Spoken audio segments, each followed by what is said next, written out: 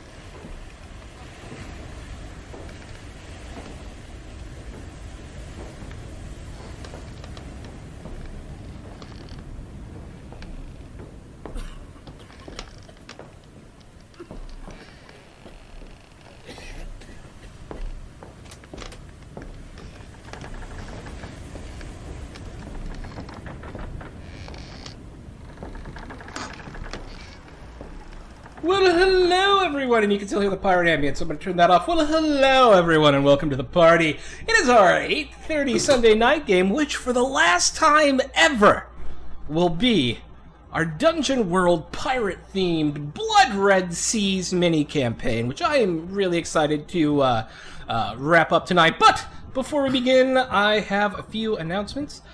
First up, in a week or two, starting in this slot, will be a whole new game run by Science Weasels, one of our amazing community members, called Misspent Youth. And it's from the game called Misspent Youth, where you play a bunch of essentially rebel kids fighting against a fascist regime in like quasi-now-ish United States. And so it's like all punk rock, and you do like shared world building, and it's based off a very similar system to this. It's another Powered by the Apocalypse game, and so it's all about combined storytelling, and I think it's going to be amazing, and I hope people will stick around for it. I already have the overlay built for it, and that should be cool because it looks kind of neat. It's like brick walls and spray paint and stuff. I'm pretty excited. What else? Oh yeah, so we have a giant charity stream coming up at the end of the month. We are streaming for 36 hours starting noon Eastern on Friday, September 28th, and we'll be going through midnight on Saturday, September 29th. We have some possible more big announcements in terms of, and I'm hoping this happens. I hope I'm not jinxing anyone by saying we may have some special guest stars. And we've already got some super cool prize support. We're going to be able to give out a set of tabletop loot dice during every session, as the stream is now proudly sponsored by Tabletop Loot. We're going to be able to give away some gift certificates from the amazing Miss Devon Rue, as we are also now proudly sponsored by the amazing Miss Devon Rue. She's actually been sponsoring us for a long time. I just have some imposter syndrome issues personally, where I'm like, no, that would be weird for me to put this really important person in the community's name on my websites. That'd be kind of, but I did it because I felt bad, and it was the right thing to do, and now I'm just going on. But the important thing is we're trying to raise $5,000 for Trans Lifeline. Trans Lifeline is an amazing charity that provides microgrants to folks going through transition. They will help out with things like getting your name changed on a birth certificate, or getting a license changed, or changing your hospital stuff. All of the little things that cost money that folks don't think about, or maybe they do, before going through the process. Oh, thank you for the host, Creative Play Podcast. And we're really excited to be partnering with them on this. We're going to have some staff members of theirs playing as well, so that's going to be super cool. And we've got, I think, a really exciting lineup of DMs almost locked in. I sadly am DMing the first game because my DM for that was not able to do it, so I just said I'll do it. And then Steve from Castle Mac and Grant Ellis, who everyone knows, Wise Papa Grant, is going to be doing our primetime Friday night 8 to midnight stream. And then who else? A bunch of community members. So we've got M and L, which I love that they are called M and L. I don't think they knew each other before they joined the stream. Wow, I'm really going on tonight. So I'm going to wrap it up with this.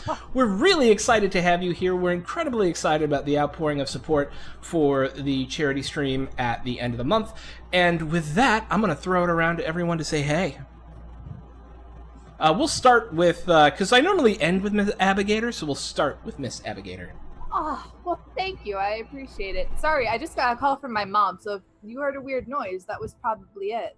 So yeah, my name is Abigator. As always, I'm really glad to be here, and I'm sad that, like, this is going to be the last part of this, but today I'm going to be playing Captain Winona the Marked Oakley, who is the captain of the little crew we got, and, well, decent crew we've got a pretty decent crew. And so just think of like a pirate queen, a very put together, like,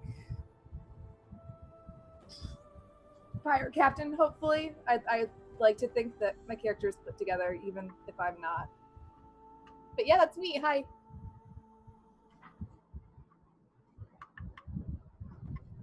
Sorry about that. I actually need to update a character's name because they're playing someone new tonight, and I've updated it.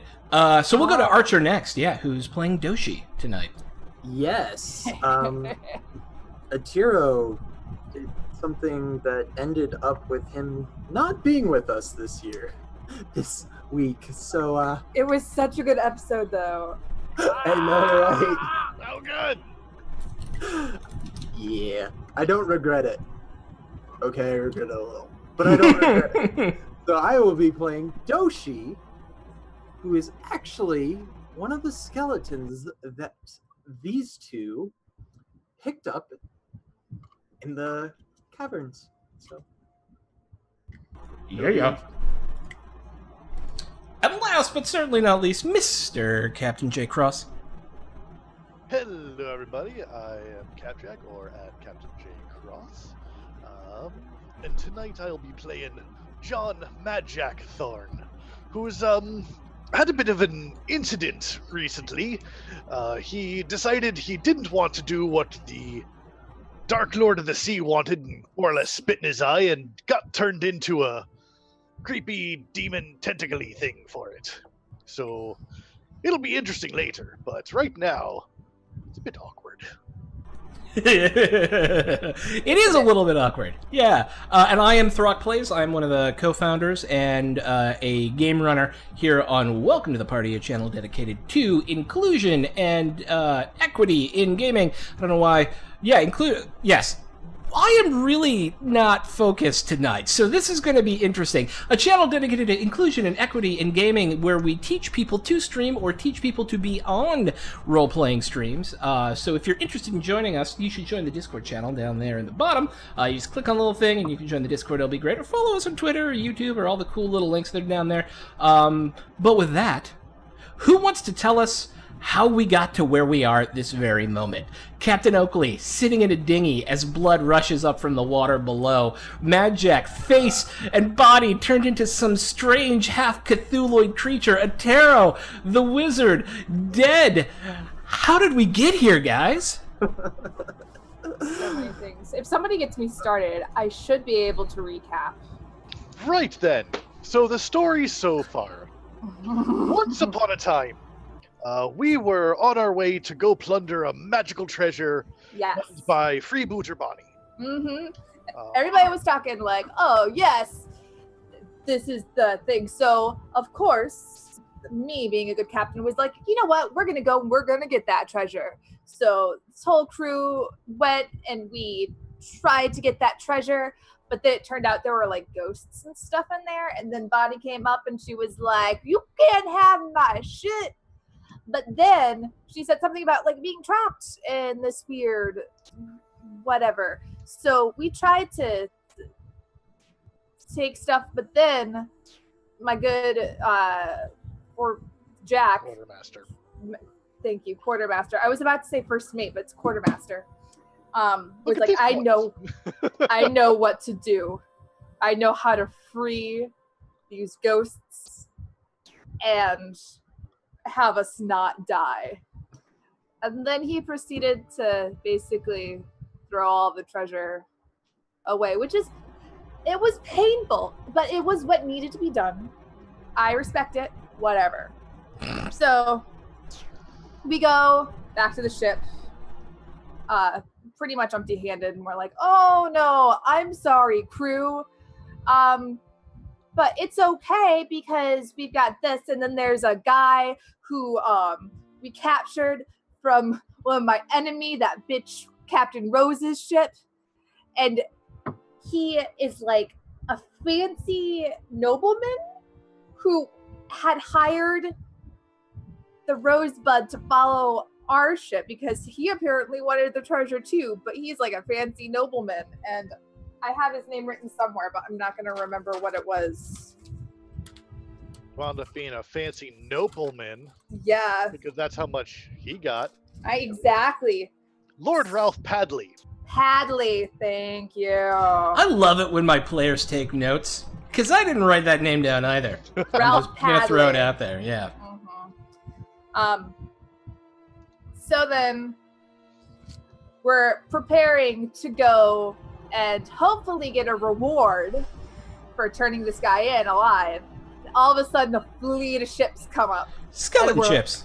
Skeleton ships, no less. It's full on Pirates of the Caribbean. We've got Jeffrey Rush, like, walking out into the moon, full pirate mode. And who is the leader of this pirate fleet? skeleton crew, none other than the ghost, Freebooter Bonnie, and her husband, a guy whose tongue... Baron von Krieg. Thank you. I was about to say there's a Captain Mr. Barnaby No. of the Silver Scalp. That's not it. I wrote anyway. So they Go are ahead, please. concerned because we might have taken a compass rose that is important, but we didn't get any loot. That was the only thing we got. But whatever. However, I'm missing out a lot of parts. It's So- okay. I'll Then fill there you was in the after. whole thing where they chased us for a while, and we sent messages back and forth, looking for a way to parley with them. And at first they weren't Parley. interested. And then we bluffed and said, "Hey, we'll totally destroy this compass," and that made them go, "Okay, no, we'll do this." I was about to say, and then we also, like, I missed the part where Atiro had this weird spiritual thing where he, like, communicated to, like, Deep Lord. Deep Lord, Lord. and he was like, "You need to do something for me," and Atiro was like, "Yeah, sure, man. Yeah, I'll owe you a favor. Just bring me back to life or whatever." So that was good. So that happened. Back to this. The Deep Lord visits Atiro again. It is like, the time for my favor has come. You can't let these ghosts get a hold of that compass. Because if you do, you get to control death, and that's not good. So Atiro's like, okay, got this. So, upon hearing this, of course, Captain Winona is like, oh, if you get all of them, you can, like, control pirate fleet. Is that what you say? That's very interesting. I like that idea. Okay. So at this point, we go, Atiro goes, we have a plan. He's like, we're going to get the other compass rose from the ghost fleet while Jack and I are here negotiating with the ghost people. Now, So speaking Atiro- of, I want to point out, so Mad Yes. Jack, Atiro does this really great ritual summoning thing to be like, "Oh, I want to commune with the Deep Lord." Mhm. And what happens? He sacrifices Mad Jack for it. It's true. Now, Mad Jack gets in front of the Deep Lord, and the Deep Lord's like, "Ha ha ha, I'll do the same thing to you that I did with Atiro. You can owe me a favor." And Mad Jack's like, "I won't betray my captain, so ha ha!" Thank you. And then he gets turned into, like, a Cthulhu creature. Yes. However, in Atiro's favor, Notir's point of view, he really did think he was helping us because the Deep Lord was like, "I'll save your friends and they'll be safe." So anyway, Atiro is like, "I know, I don't want my captain to get these two compasses." I'm like, "Whatever." And then Jack is like, "Oh, I love the sea goddess. She's my goddess. But then also, I have a connection to the Deep Lord." So yeah. It's a bit complicated. Okay, all right. He's in a bit So of a mixed relationship at the moment. I'm going to take it from here. Yes. So, in the world right now, they know of two compass roses that help to control some of the most evil energies that ply these seas. And so, not Doshi. What was your old character's name, Archer, again? Atiro. Atiro steals both magical compass roses and starts to row a boat away from both fleets, Captain Oakley's ship and the Skeleton Fleet. Being that he doesn't have sails and he's but one man in a rowboat and a wizard on top of that, so not super strong, they catch up to him. And he tries to escape by jumping out of the boat and swimming, but one of the arrows shot from one of the boats hits him and he starts bleeding, which calls the sharks. And when we last left our intrepid sailors, they were seeking these two compass roses that can control some of the most dangerous magics known on any sea across the world, as they watch Atiro, who possessed these two compass roses, get torn to pieces by a school of sharks, mere yards from a fleet of skeleton ships, and with Captain Oakley sitting in a rowboat trying to rescue him right nearby. And that is where we join our adventurers now. Immediately, this well of bloody water starts to shoot up, and you see it starting to kind of surround the rowboat, Oakley. And for a moment, it starts to swirl. And it has these almost greenish-black webs in it. And you see it start getting pulled back in. And you hear this whoo. And you don't even realize it at first, but it was a shark. And it went thumped against the boat back behind you. As you look back at the boat, which is maybe only 20 feet away, this shark slams up against it, thrown out of the water. You're covered in water, this bloody mass of goo from whatever was down there. And another shark goes flying out of the water and rams into one of the other boats. Another one gets caught up in the rigging of one of the skeleton ships. The fourth and final one nearly tips over your rowboat as it comes flying out and popping out of the water itself. All hands hit the deck, it's a Sharknado! Is an elf. At least you think it's an elf. I'm sorry, a what? An elf. At least, at first it looks like an elf. At first it looks like an elf you recognize. Oh dear. But as it turns back to look at you, its face has completely transformed. It's also about twice the size it was before. Almost gigantic in proportions, this creature pops up out of the water, turns back at you, blood-red eyes, a mass of tentacles for a mouth, its skin turned this oily green, its ears elongated, its hair turned to what looks like thin seaweed, rags on its body. It begins swimming at an incredible speed directly towards the Isle of the Scimitar. And, as it does, as one of its hands comes up to swim, you see embedded in it a compass rose. As the other hand comes up, you see embedded in it a compass rose glinting off the sun. And it just starts going and splashing through the water away from you, back towards the Scimitar Island. A Tiro.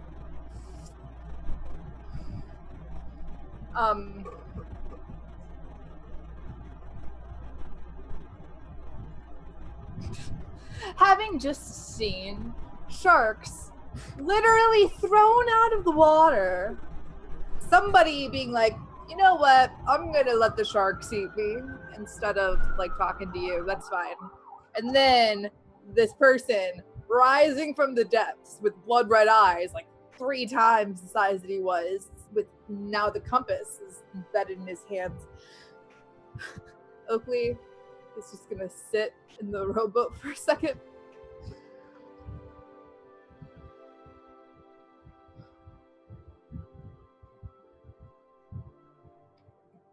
Kind of turn around. Now remind me, Jack, you're still in one of the ships, correct? Yes, I'm on the Warspite. Okay. I'm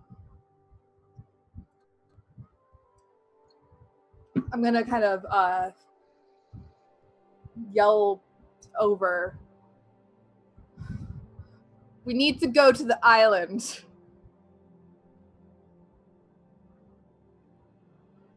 And you see kind of, yeah. And I start rowing towards the island.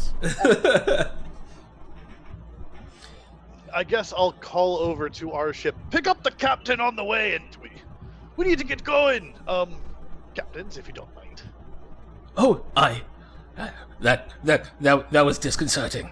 I've seen lots of things, but I've never seen a shark fly out of the water before. Let's go. Now, Doshi, you're on the Iron Maiden.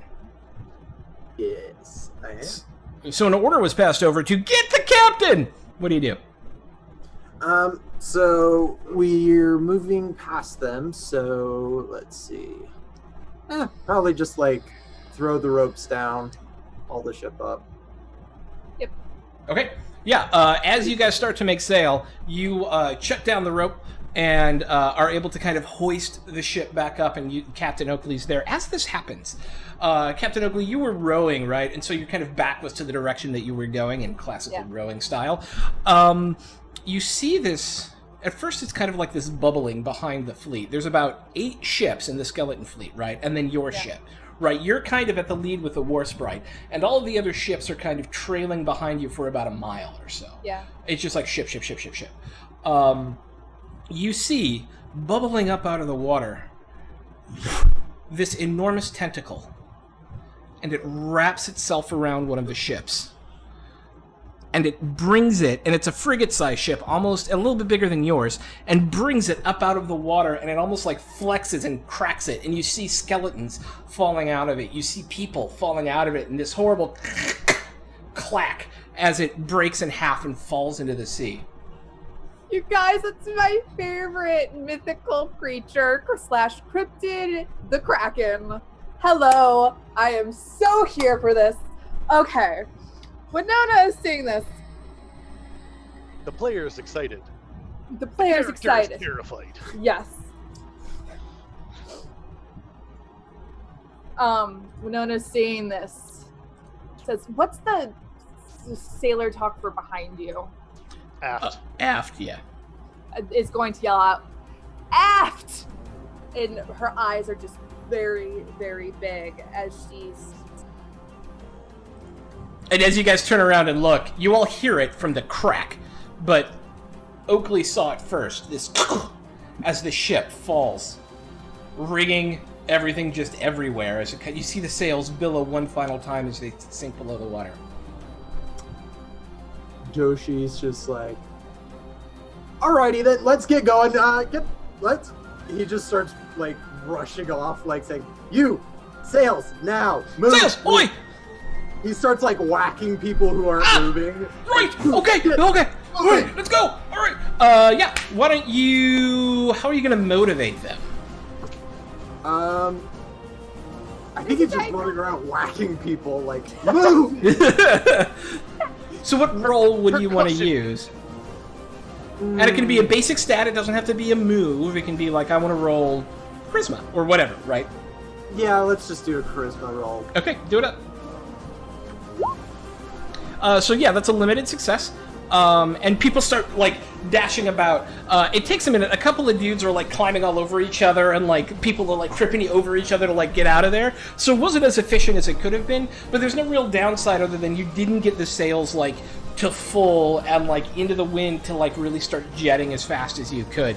But yeah, you guys are well underway, and you see ahead of you, probably and gaining on or getting away from you at this point is that creature swimming through the water.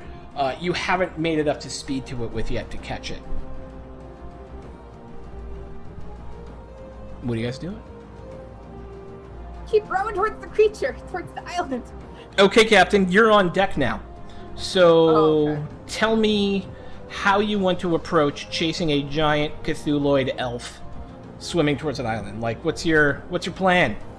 Basically, get sail as fast as we can, as close to the island as we can, before actually having to put the boats down and paddle towards it. But then again, because there's a giant kraken thing. It's probably gonna attack our ships. What's more important? Now, the ship I'm on right now, does it have the Bonnie and... No, you're on the Iron Maiden. So still on Iron Maiden. two ships in play with characters on them right now. Iron Maiden, your guys' ship, which has Captain Oakley and Doshi on it. And then Okay. Mad Jack is still on the Warspite. Okay. Which one's faster? Are you asking me, or are you trying to determine? Let's try and determine that. Okay. How would you like to do that? Discern realities? That would be great. Okay. Oh no, you get to ask me one question. Right. Yeah.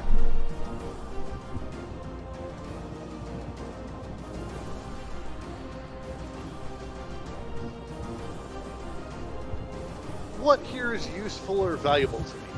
The Iron Maiden is faster. It's a smaller ship, and so it can carry its weight a lot more quickly with the amount of sail that's got put up on it. Okay. Let's see.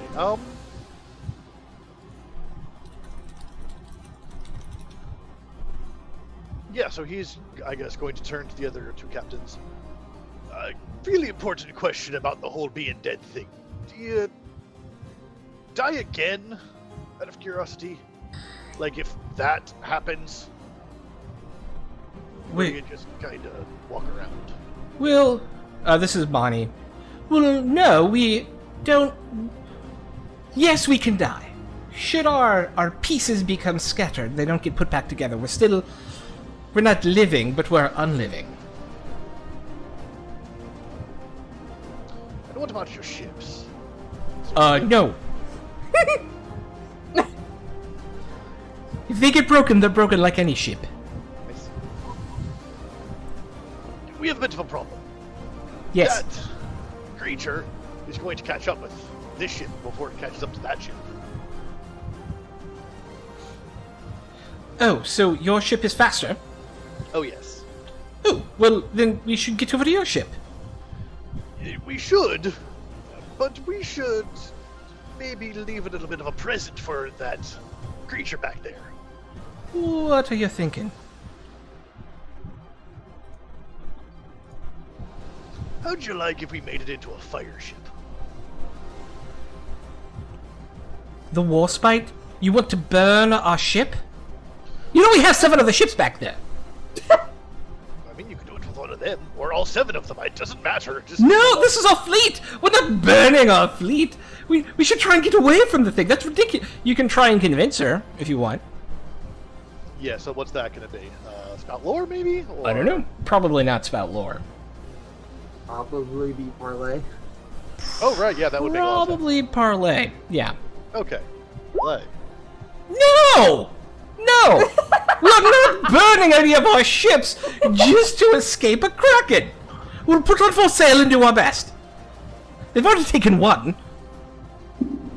Yes, well, maybe we could pack a lot of gunpowder onto just one of them. My fleet, my orders. Thank you for your input.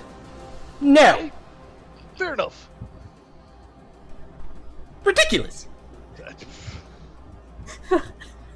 I love Bonnie so much. Okay, so, are we going... 3 more ships. What, should we go over to the other ship then, or should you go over to the other ship, because it's going to be quicker and we'll catch up? That's a good idea, yes. Perhaps we should try and fight the kraken? No, We should- we could. No, I don't mean... I mean, we give you cover as you chase after that thing That would before work. it undoes all of us. Yes, that's more or less what I was thinking. What would be the most effective ways of not all of us dying, basically? We have a cannon. We will shoot it with the cannon. Well, yes. But if that doesn't work, I'm just going to put it out there.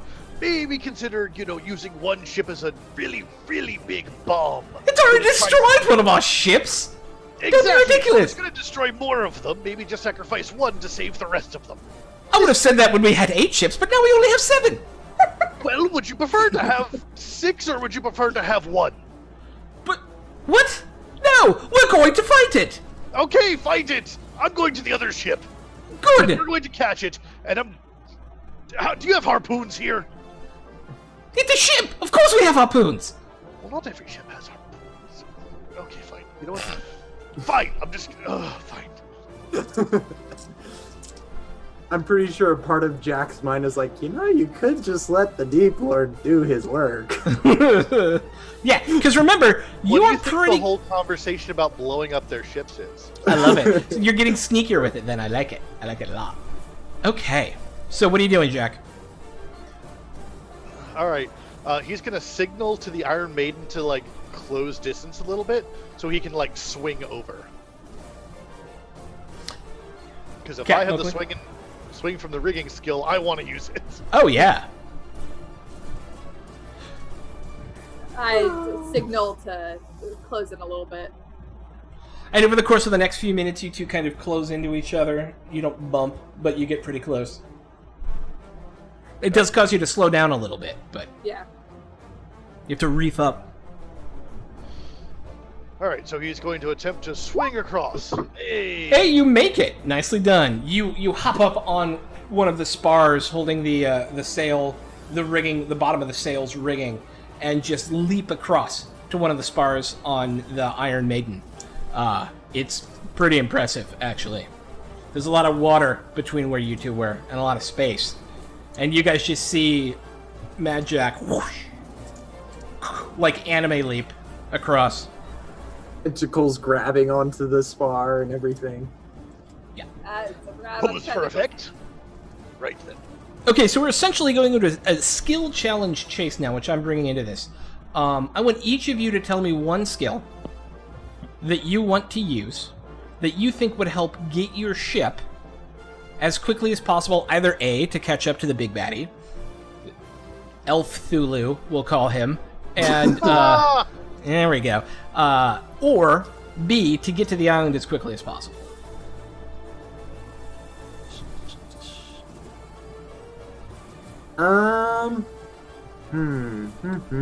I would like to do aid and interfere. So you can aid someone else, but in this case, I'm just asking for you. All I want is for each of you to give me one roll on what you think, because aid or interfere assists somebody else's roll. You're each doing your own action to help move the ship along, right?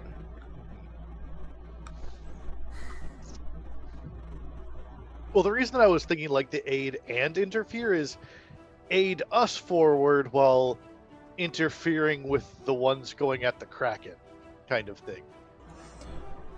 So, aider, you Like have to the be whole duality close of to someone thought. to aider. Yeah, you have to be close, or give me a really good explanation of how you would interfere with a fleet that's slowly starting to move away from you.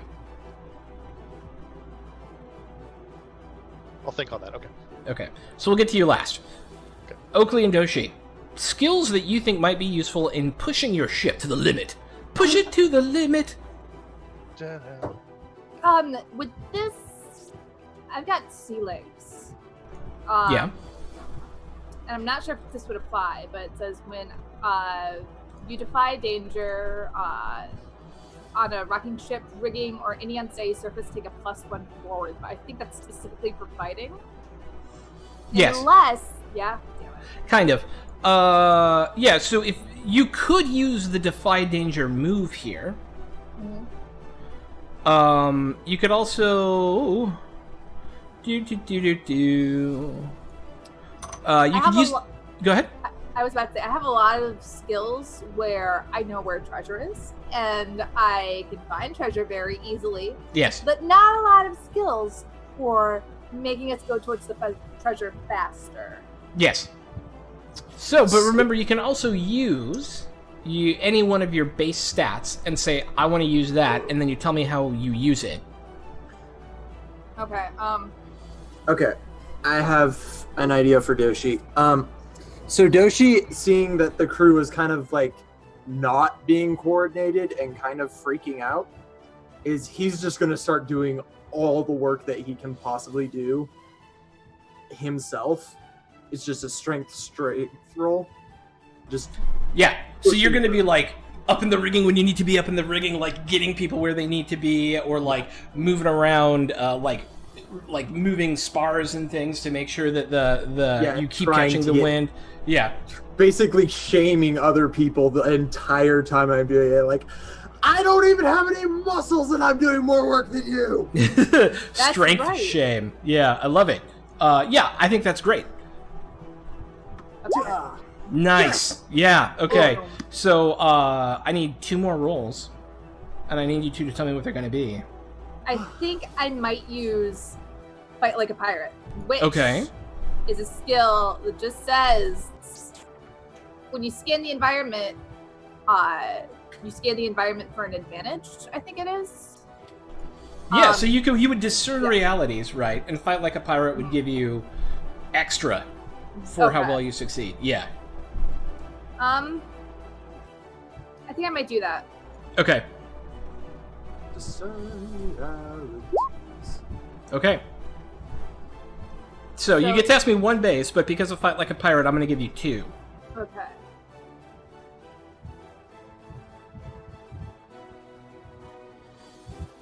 Okay, so what is useful or valuable to me in this situation? The wind's about to change, and you didn't notice it because you were kind of freaking out about the Kraken. You were kind of freaking out about the dude in front of you and just getting the crew moving. You see it off kind of to your port, aft of the ship. These, like, green roiling clouds are starting to form up, like a big thunderstorm is coming, right? And it looks like it's going to shift the way the wind's moving. And so you will now be able to prepare more efficiently to catch that wind and move more quickly. But you could give me a second question as well.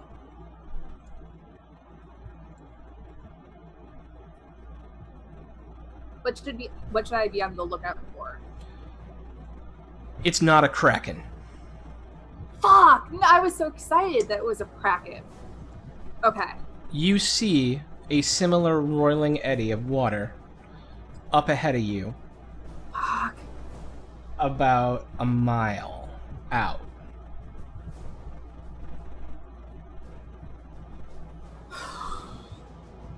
Immediately seeing this, Oakley is going to start shouting out orders to catch the ship, or to catch the wind, and also to avoid that eddy in front of us, if possible. And Magic. It should be.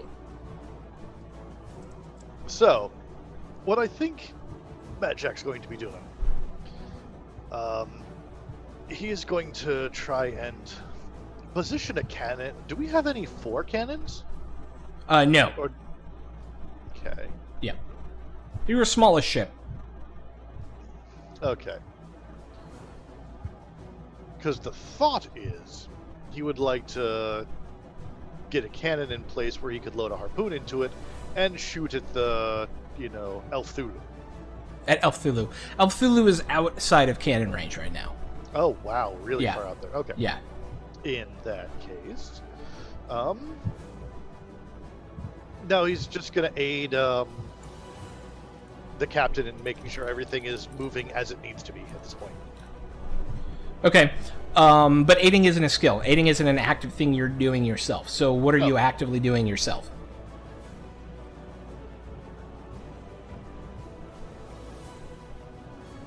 I think that he would. I kind of turn to Mad Jack and is this the Deep Lord? Is this the Deep Lord's doing, do you believe? It seems like it. I mean, I You have a definitely... You have a connection, right? Actually, that's a good question. Like, what does he... Like, if he stops to think about it, what does he want to happen? What does Mad Jack want to have happen, or what does the Deep Lord want to have happen? Yes. It's not really yes. So... No, it's kind of both. It is... Okay, so... Like, he wants to, like, pay attention to the intrusive thoughts. Okay. Discern realities, maybe? Let him go. Let Oh, no. him go. Yes! Deep... Oh. Yeah, Deep Lord. Yes. Ow! But no! What does he want with the Compass Rose? He wants it let go. To what end? If he has both of the compasses, is it just going to be that they're out of everybody's hands? Or if he has the compass In hands, really. in literally in the hands,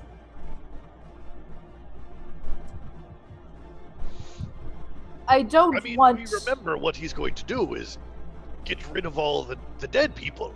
They won't be able to cheat death anymore.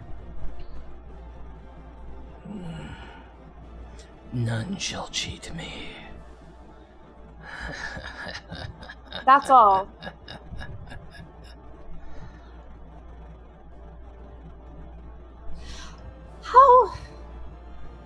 as much as it would be a delight to lead a fleet of undead,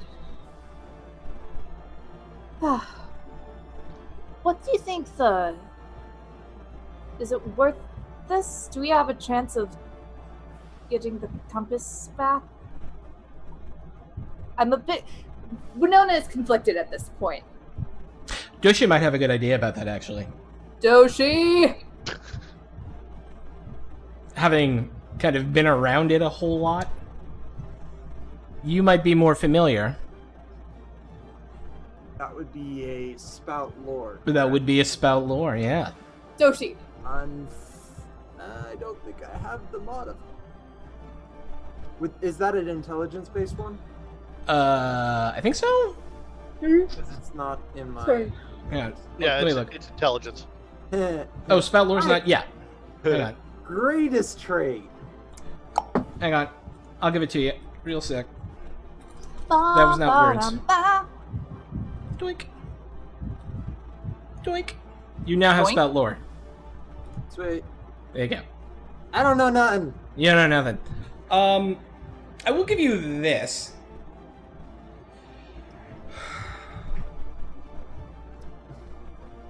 You don't think the compass roses control the dead. You think they contain energy. Interesting.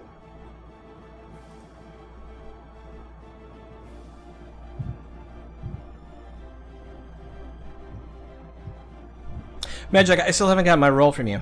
Yeah, I know. I'm trying to figure out what would be best for him. Crew's acting badly. Just saying. They're kind of rushing around, stumbling over people. Yeah, I think he would do one of his patented Mad Jack rants at the crew to get them in order. There we go. All right, all of you. I don't know why you're running around scared. Come on, this isn't even the first sea monster you've seen in the past couple of days, even hours now. I mean, look at me. Do you see me complaining about having the extra tentacles and things like that? There's a handful of them sticking out of the ocean and you're gonna start going to pieces? Come on, get it together for the captain. Okay, make me the roll. All right, so just charisma at this point, or? The parlay? Sure. Parlay? Yes! Hurrah! This cheer comes Parlay. up, and you have motivated the crew. So, okay, this is what this looks like. Between Doshi and Mad Jack, there's this intense, just movement of energy amongst the crew. Doshi doing it physically, like showing people what they need to do just by pure example and strength, moving around madly, trying to get the ship moving quickly and kind of getting it turned away from the danger that's kind of directly in front of you, and so that you can catch the wind as Mad Jack stands up on the quarterdeck and gives this rousing speech. At the same time, Captain Oakley looking... You realize that this is not a Kraken. This is something else. This is something that maybe can follow us. This is something that is going to be able to, like, we're going to have to dodge around these things as we go. And you're able to successfully get the ship around, and you see the tentacle come up, bigger than a ship itself, and it tries to reach for you and splashes the water only yards away from the ship. You're just barely able to get out of the way as, you know, ships move slowly and the turn goes slow. But you make it, and the ship just kind of rocks. A couple of crew members fall off, but you guys are able to continue on your way. And over the course of the next 3 hours, this continues. You're able to by about an hour in, you've caught the thunderstorm, and it's pushing you onwards. You hear the creaking of the wood as the ship kind of struggles against this, like, rain and thunderstorm that's coming down on you guys now. And every once in a while, there'll be one of these immense sort of tentacles boiling up out of the water, trying to slap down at you, and you can see yourself slowly but surely closing with El Thulu. But by the time you see the island, first that scimitar that races up into the sky ahead of you, you know that he's probably already set foot on it.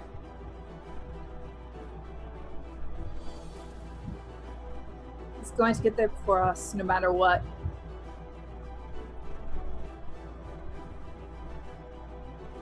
So, Captain, Yes. do we want to actually chase that thing? Or do we want to just get the hell out of here? I mean, if we don't do anything, you're gonna die. You realize that, right? Really die this time. Yeah, there. Why does undeath have to be so complicated? Thought it was just you come back as bones and then you get to do stuff, but no, there's all the stupid magic that comes with it. Just, come on, why can't it be simple? Nothing's ever simple in life or death. Apparently, and stupid rituals. Mutters as he goes under deck to try and get people to move faster. I believe no matter what, at least we have to go see what these compass rows do. On the off chance that the Deep Lord is planning something unsavory. From the hold, he's a Deep Lord, of course it's something unsavory. I mean, it might not be so bad. You never know. It just depends on if it'll happen now or in a million years. Well, if it happens in a million years, then I really don't care. But if it happens now, that's something to be more imminently worried about.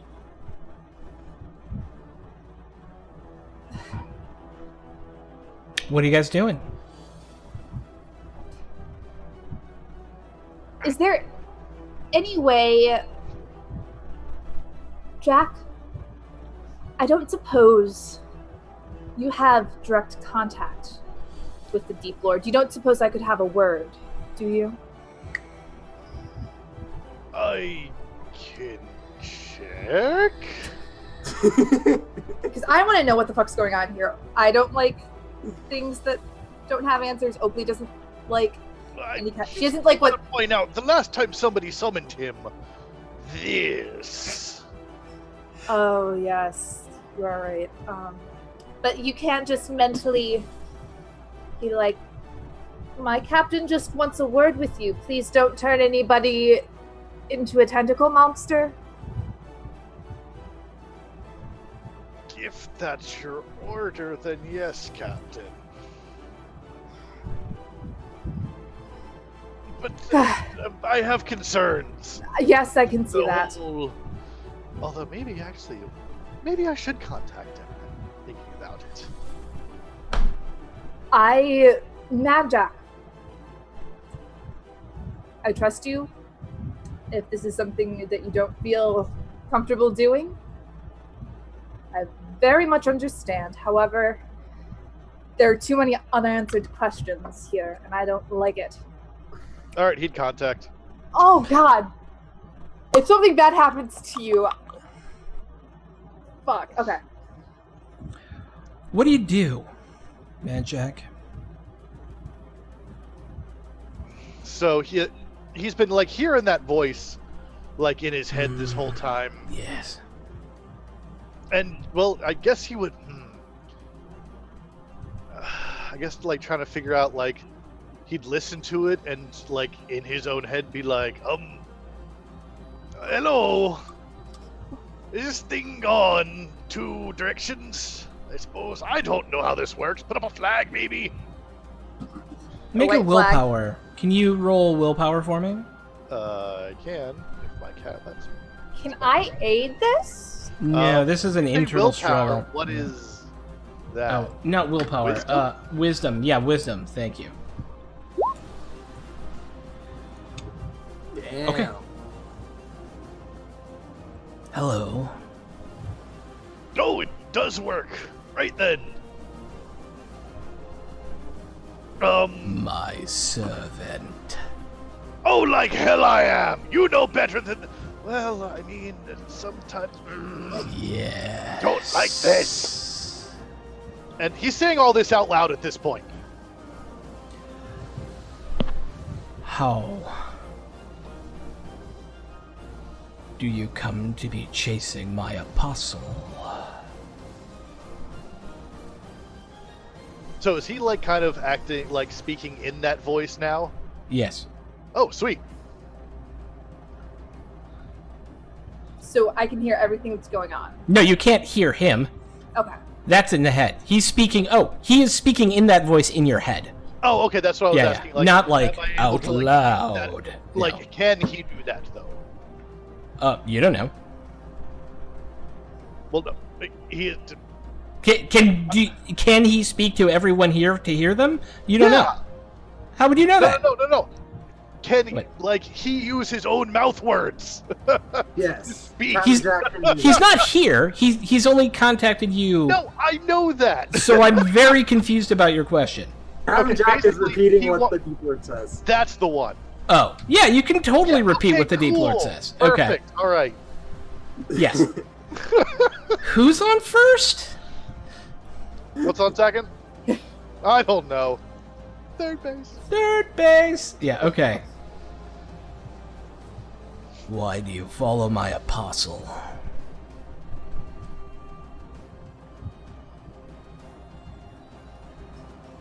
What? Oh, Captain Winona Oakley speaking. Sir Deep Lord. I am wondering what you're planning to do with the Compass Rose. If it's just to stop the dead, or the ships, or body, or the skeleton crew, I can get behind that, though I fear there's something more going on. You are not one of my children. No, I am not. My business is none of yours. And you see Matt Jack's arm rise up, flick out, Nope. No. and you fly back to the back of the ship. And you just... And there's like this splinter of wood. Why are you letting these insignificant mayflies speak to me? Because I like them more than I like you. Make a willpower test. You feel this charge of electricity like shooting through your body, but you're able to like hold it off. I like the strong-willed ones. They're the most fun to break. Not gonna happen. And he would like try and close that connection now. Make a willpower test. Shit. Oh no. Oh no! You asked for me. That doesn't mean you get to tell me when to leave, insignificant one. Are you still repeating everything that he Yeah. says? I am kind of limping back up. He's not the one who asked for you. Shut up, woman! Ah! Fuck. Can I... Can And this they- time you feel yourself fly and then splash water. Doshi, you see her go off the back of the ship. This is what we get for dealing with stupid, powerful things, and I grab a rope and I fling out a rope to her I grab like an empty barrel and tie it to that so that she at least has something to float with a little bit. Okay. I'm gonna have some bruised ribs. Like, now Mad Jack is really mad because now his captain's getting hurt. Except you also think it's kind of funny because you failed your last Yeah, willpower. you know. Yeah. You're more in the. It's funny right now. You might be able to regain the mad, but obviously this guy's more powerful than your captain and would probably make a better captain for you. The captain of your life, Yeah. my child. Why did you bring me here? Well, it's not like I wanted your red shotgun in my soul. That ship has sailed. Oh, clever. Yes. Shit puns. Oh, ow. Because the captain asked, and I obey my captain. You will obey me. You will assist my apostle. In anything that he does, feel free to repeat that to your friends. Well, he's doing that. Okay. Yoshi walks up to him and is like, whack! Right on the forehead. Just like flicks him in the forehead as hard as he can. Shogun, thank you for the tier 2 sub! Woo! Magic gets advantage. In this case, that's a +2 forward on a roll of your choice during the course of this session. Hey, thank you. Mm-hmm. All right, so you feel this as a bony finger impacts your forehead. Doshi, make a willpower test. Okay. Or wisdom. For a moment, you feel this energy start wrapping around you, just like psychic sort of miasma that like gets sticky on your bones. But you're kind of able to shake it off. Although there's kind of this echoing. You're just like the frickin' captain. Not you, Navigator. The other one. At this point, I'm guessing I'm back up on the deck. Yeah, you're back up on the deck by now. I'm looking in horror, seeing this all unfold. This is not what I wanted. This is not what I needed. I don't want to get thrown off the ship again for talking, but also... The carpentry work from where your body impacted the aft castle is really going to take some work to fix. Yeah. It's not a great moment. It's not a great moment. Yeah, I'm going to kind of get not quite within slapping distance of Mad Jack. Mm-hmm. And kind of crouch down and very tentatively hear what he's saying. I'm not happy right now. Fucking Deep Lord. Your show, Mad Jack.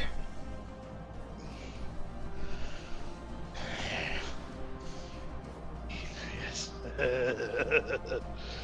Oh, it was fun throwing her off the ship, but no, I didn't like that. So she's just sitting there going like, would it help if I slap you again? I hold my hand out to Doshi. She's not like Captain Barnaby. She's actually been good to me. I don't care what you say or who you are. You're already one of my children. Why deny it? It's written across your face. Are you still repeating that out loud? Oh yeah. I'm like, at that I'm like, you make an awful father, forcing your children to do what they don't want to do. You're not really a father, you're more of a slaver. Every child needs discipline. Abomination. That would resonate real hard with him. The bad father thing. Because I die. growing up being a gay man in these worlds wasn't so good for him. Oh, Mad Jack. Right then, this is fun. Trauma. Are you wasting my time now? I feel that my time is being wasted. If you have questions of me, ask them. Alright, I got one question since you're in the mood to be answering.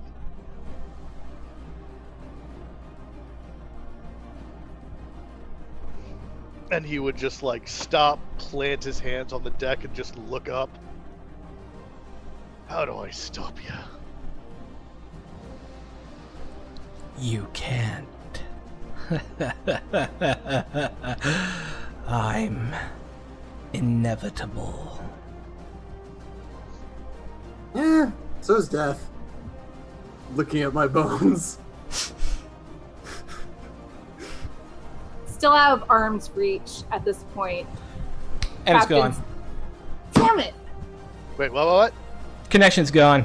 Oh, gone. Shit, Magic shit, passes shit, out. Shit. Grab him, pick him up, like, throw him fireman carry, drag him to the cabin, on one of the bunks, and just like, hi. Why did I fall in with such a crazy lot? And I go back to work. Well, What he's did I do? unconscious. I got thoughts. Okay. I'm gonna have to mute myself because So, he still has his deep-seated belief in the Sea Queen, too. And she's been real quiet this whole time. And he just, like, more than anything, just wants to be like, I believe in you. So come on, help me fight here. He's already got one piece on the board. He doesn't need two. But you could have one.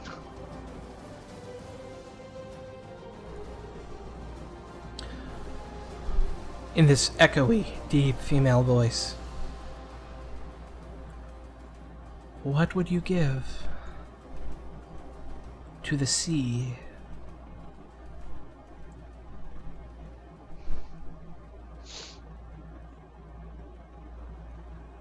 See, this is what I like about you, Sea Queen. At least I know you're dealing honestly. As for what I'd give, this body to save my captain.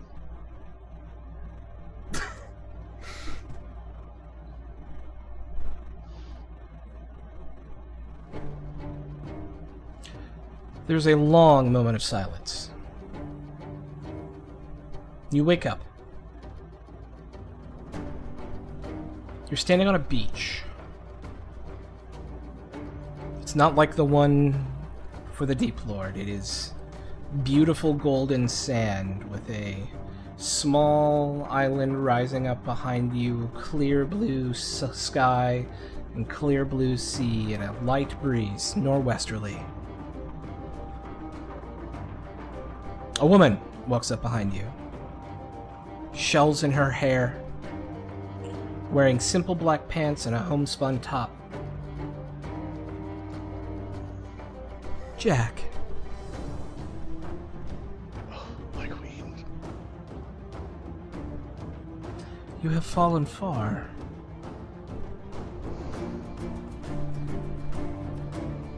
Not my choice.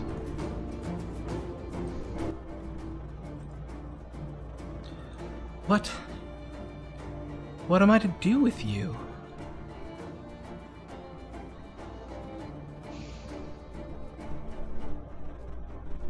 I understand you don't much like the Deep Lord either. Well, giving you an opportunity to spit in his eye. Your vessel is broken. Barnacles along the keel. Mast is shattered.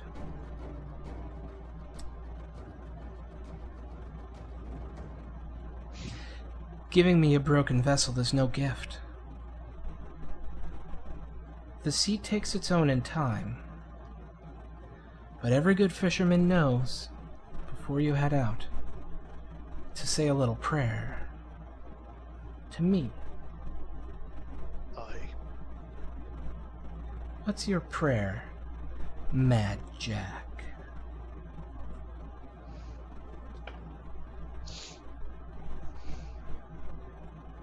It's a prayer I've given you every day since I was a wee boy.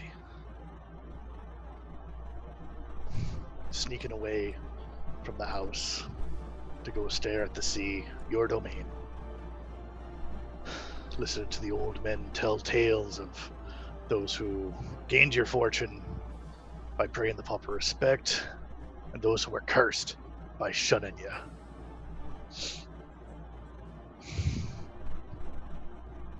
Prayer is this, as you have well heard from these many, many years. O Sea Queen, she who rides the waves and the perfect beaches and the deepest depths. She who controls the skies, the weather, and those who sail upon her. I beseech thee, give me your blessing and your protection, that I might set foot upon my home once more, by your blessing. Jack. What is your home? That's the simplest answer I could ever give. My home is my crew. It always has been. The people I serve beside, and the captain I follow. That is, and always will be, my home.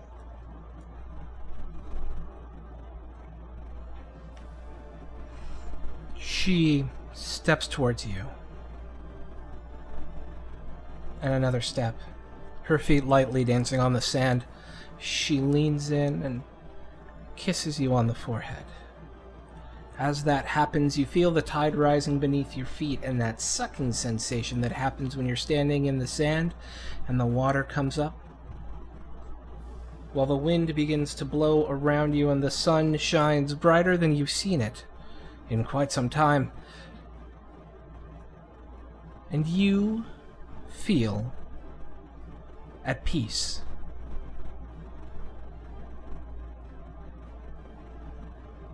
You wake up. Thunder. Rain. Rocking of a cot. The smell of bilge. You're below decks on the Iron Maiden.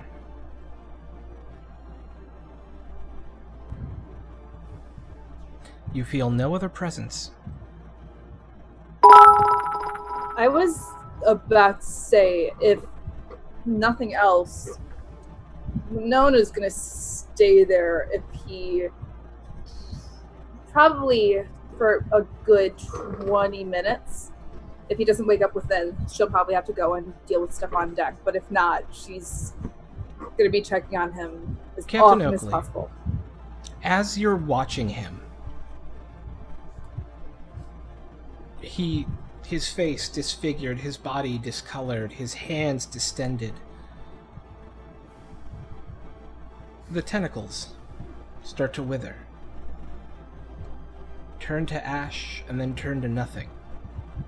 His hands become the hands of a man again, and his skin regains its color as he is apparently restored.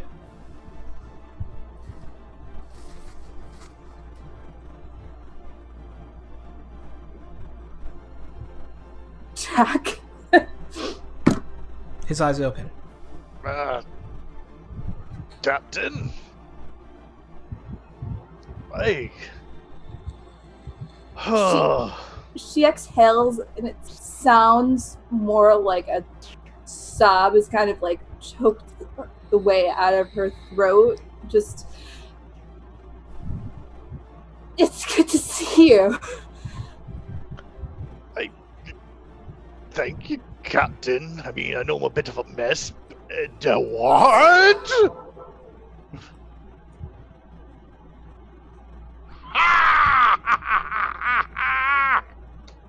See? The Sea Queen! I told ya! I met her. Oh, she was amazing. I'm back, Captain. If anyone deserves the Sea Queen's blessing, it is you.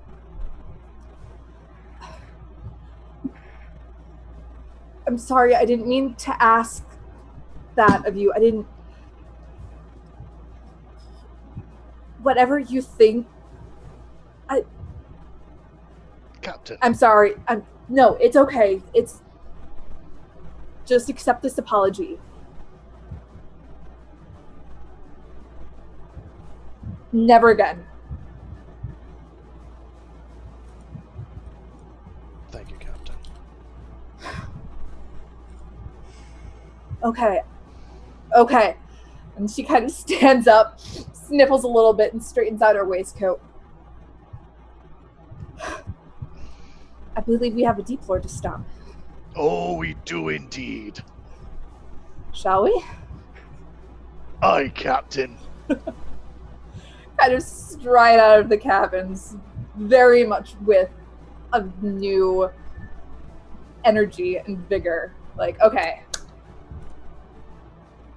All right. Jack, I'm going to be adding a couple things to your character sheet here. Cool. That's not a thing? That should be a thing. Hang on. Oh no, that's the wrong thing. All right. So you're going to see on your sheet 2 new moves. The first one is Quest.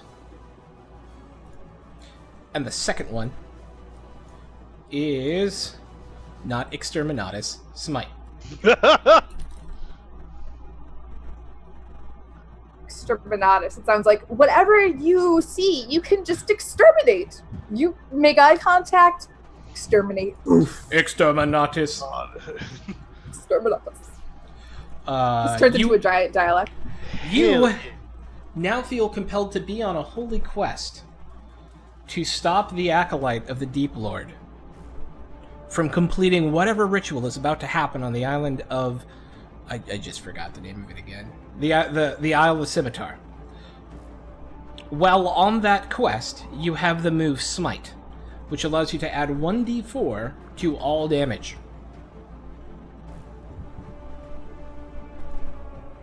As you radiate with a holy light whenever you strike an enemy of your quest. Nice. I have a feeling that Mad Jack looks more himself than he did even before the Kraken or the Deep Lord thing. I feel like this is Mad Jack kind of in his prime. He's always believed in the Sea Queen, and now, like, he has her blessing. He's ready to smite some shit. I'm so happy. Shit. I'm so happy. To the fight! I guess All you right. would step on deck, and everyone kind of got used to him being like a weird monster. So she just kind of looks at you and is like, looks better, and keeps on going. Okay, what are you guys doing? Keep heading towards the El Cthulhu. Yeah, you're about 2 miles from the island right now and making good headway towards it. You kind of know where to land to get to the temple itself. So you guys can choose how you want to approach in order to tackle this, which is essentially land the boat, find this guy, stop him. You have a relatively good idea where he's going. Yeah. Can I do another discern realities just to make sure that there's no more Eddies or Eddies or anything? Yeah, Oh, nope. 100%. No, you have no idea. Yep. I don't know shit. Not a thing. Not a thing for you. Keep going forward to the temple. Let's go. Takes you about 20 minutes to get to where you can safely get a boat launched, and you 3 can make landfall on a rowboat. Hi. I didn't think I'd be going back to this island quite so soon. Well- Nothing changed, some say the same. But at the end of the day, we're gonna spit in the Dark Lord, the Deep Lord's eye. Wouldn't mind doing that. Let's go. All right. So, you guys, the boat drops into the water with a splash, and over the next few moments, your crew rows you onto shore with a skid. You find yourself on the golden sand of the Isle of the Saracen. The Saracen? No, the Isle of the Scimitar. It is now Saracen Island. Saracen. Rising up above you is the jungle itself, only 100 yards off the beach. There was no clear path the last time you came through, but a creature that big must have left a trail.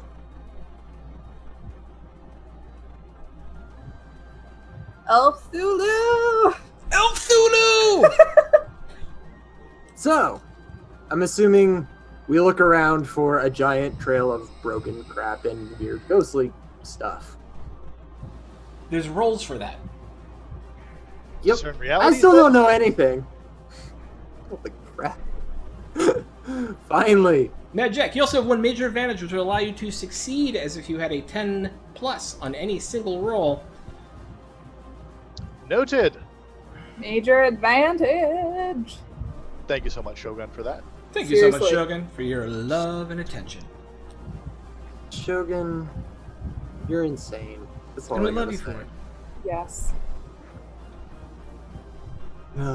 So, That guy's Mad Jack, you get to ask me a question.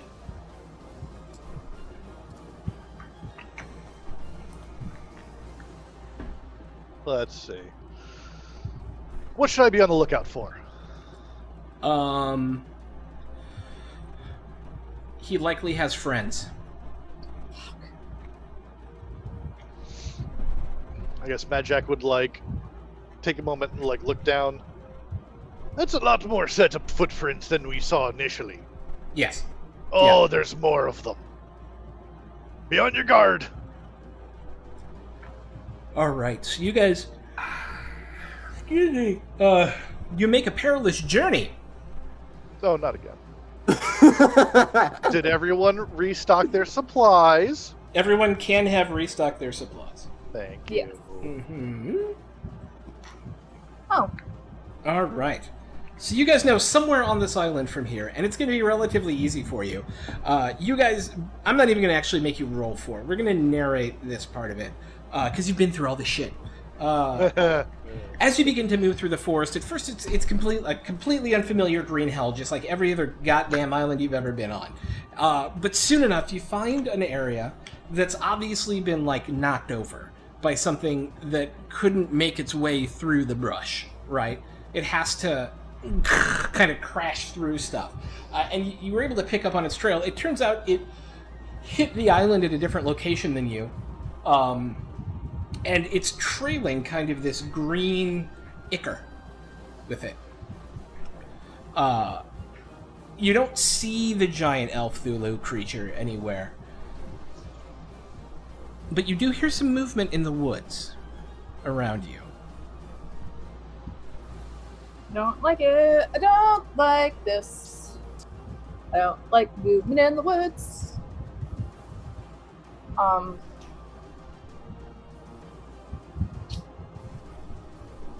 You have some options in front of you. What do you want to do?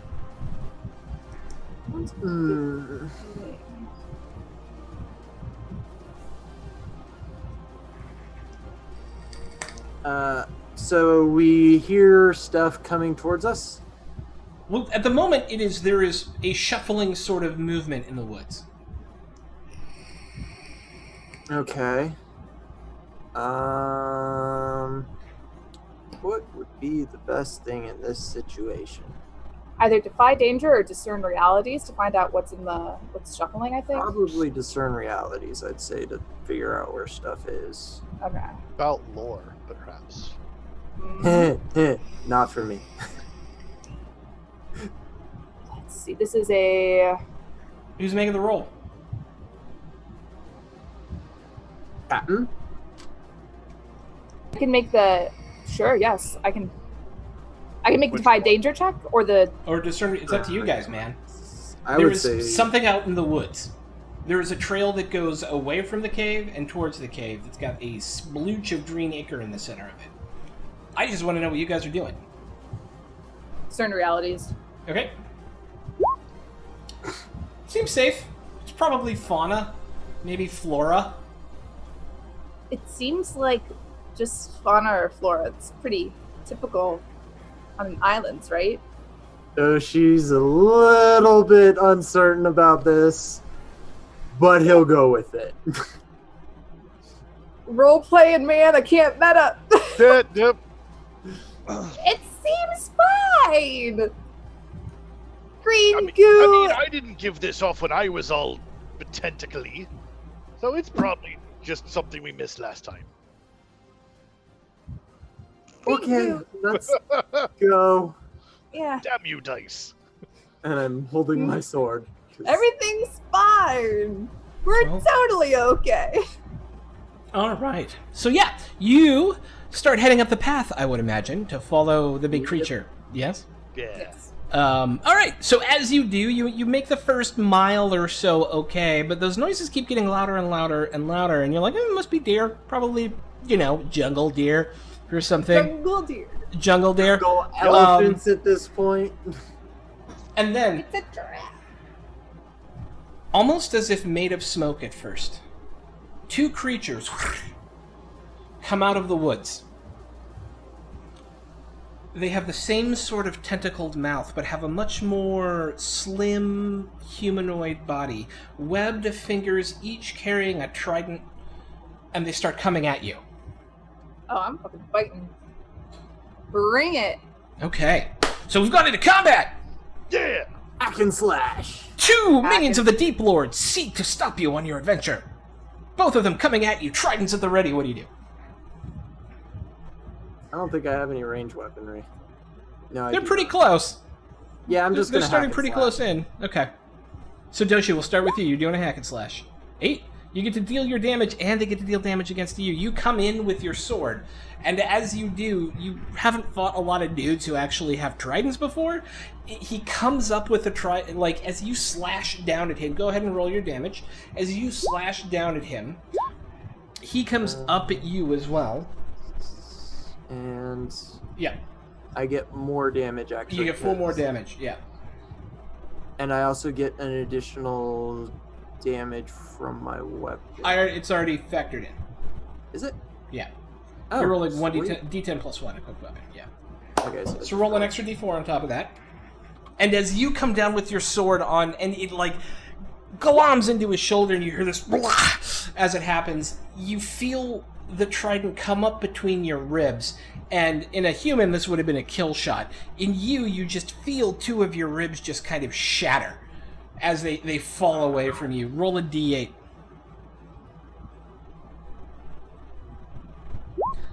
As you take 6 points of damage on top of it. -3, I think, for your armor? 2. You should have 1 extra on top of that from your extra armor. You should have an armor a total of 3. Yeah. Yeah, you're Okay. correct. So Okay. Cool. So yeah, you take 3 points of damage. Doesn't that hurt you too bad? Captain Oakley, Mad Jack, what are you guys doing? I'm gonna use the fight like a pirate. Basically, I scan the environment for an advantage, But failed. but I failed, so it doesn't matter. No. You can still go in with an attack though if you want. Yeah, I'm gonna do a hack and slash as well. Okay. good old fashioned. 9. All right. Yeah. So go ahead and roll me your damage. What are you using? I am using my rapier, I believe. Sweet. Yeah. So you That's do just what? D8, right? Yeah, it's a D8. So yeah, you come in with your rapier and you get a stab on him, and you feel it kind of pierce up into the side of this guy, and roll a D8 on you. All right, so he's gonna roll another D8 on me for damage, then. Yes. Of course. Oof. Of course. Oof.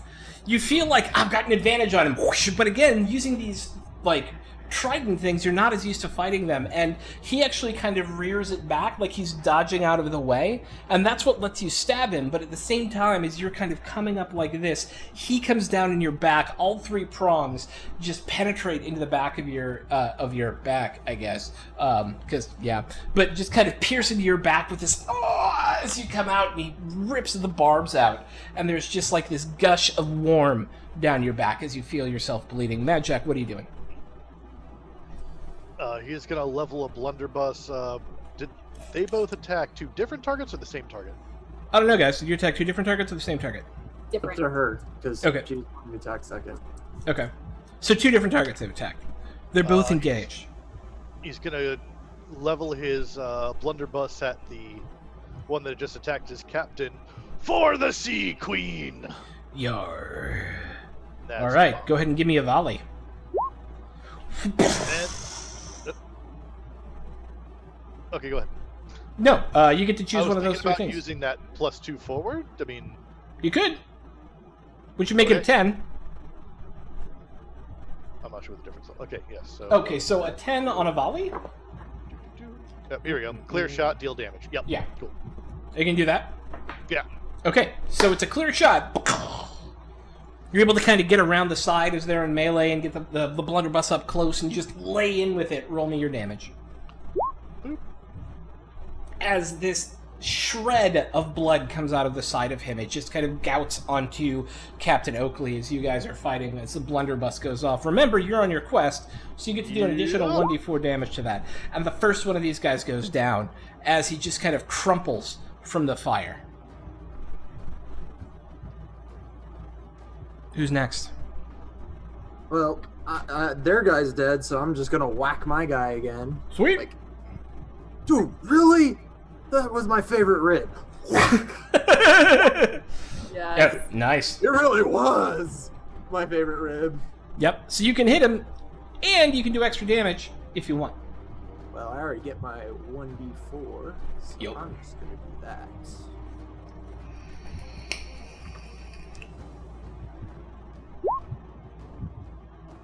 Three. All right. So another 10 damage, taking you to a total of 60.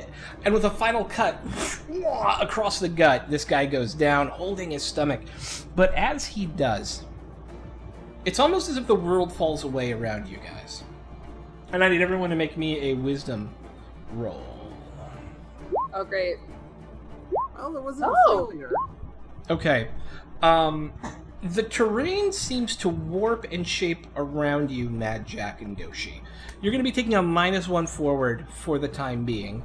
But Captain Winona, you feel the magic start to take hold and are able to shake it off as another one of these sort of Cthulhuoid Triton warriors kind of steps up, except this one's not carrying a weapon. He just has water flowing between his two hands. Great. Just what I like. What are you guys doing? Can I try? I want to try to roll the fight like a pirate again, and I want to level my gun at him. Do it. Okay, fight like a pirate. Come on. Yep. No, that's okay.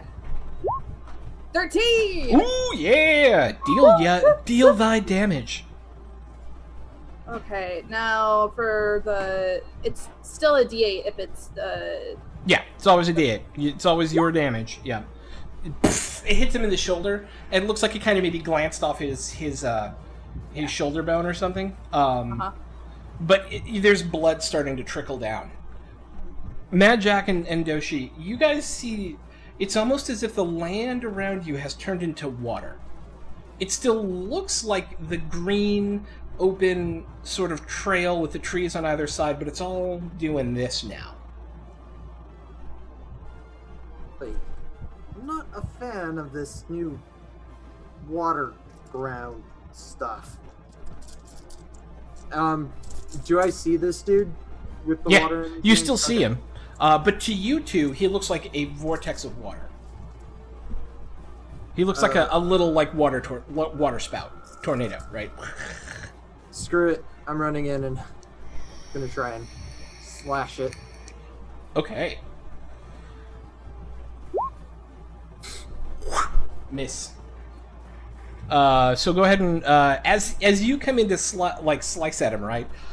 This whip of water comes out and circles around your feet. You get knocked to the ground, and roll me a d6. Alrighty. Boom, boom, boom. So thanks to your armor, it's not going to do any damage. It's oh, Magic, what are you doing? So suddenly the world has turned into water, and there's this water creature in front of him. with his newfound connection with the Sea Queen, Yeah. he wants to try and take control of it. Like, oh no, you don't control the water here. That's my queen. How do you want to try and do that? Let's Is it like a see. wisdom roll, or is it like Let's say so. What was that? is it like a wisdom roll, like I thought I heard Archer had an charisma? idea. Oh, I'm sorry. Yeah, Archer may have said something. I just said wisdom sounds pretty Okay. good. That Yeah, you can try with the wisdom.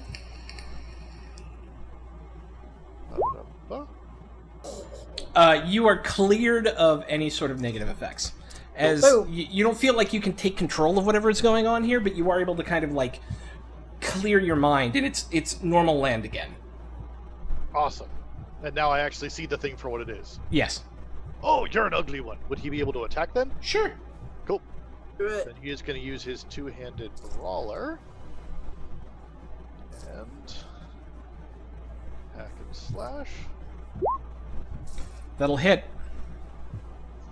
Alright, so... So go ahead and do damage. Let me just make sure I get it right. So that's cutlass... Or is that damage? Yeah, Yes. that's damage. And So- then also... Oh yeah, an extra. that. Well, Oh yeah. and that. All right, so 3, 4, 5. So you come in, pistol poof, as you charge, slashing down into this creature. You put a kind of a shallow cut across its chest, but as you do, you feel this vortex wrap around you, and it's almost as if the water is turned into like icy shards. And I need you to roll a d8 for 1 point of damage. Yeah, and the water kind of splooshes back away. Captain Oakley.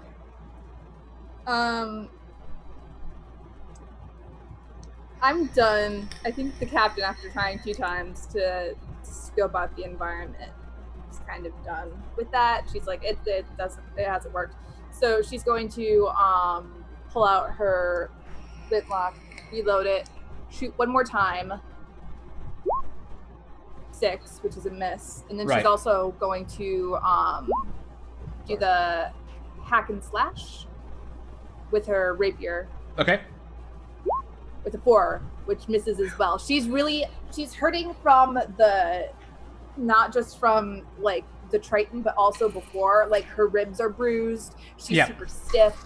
Yep. She's not on it. Yeah. Okay, so as you come in, you see Mad Jack go in like this volley of attacks, right? And you're like, Yeah. both of them miss, and there's just this thud against your legs as you go down, and it knocks you down. And roll me a d8. All right. Come on, 1. 3. I don't know if you have any armor on or not, but I do. It gives me a +1, so it'd be 2. so you go 2 points of damage. All right, Doshi. Still a whirling water spout in front of me. Yes, That I'm not a fan of. So yes. holy. You're You- not rolling very well. It's okay, you guys. We got this. You try to get up and strike at her, but as you do, you hear this laughter coming from it. It's almost like this, like this gurgly sort of horrible thing, and it just kind of uses one of these like spouts of water that becomes almost like mass as it just slams down into you, and the water spreads over you. Roll a d8, and it keeps you on the ground.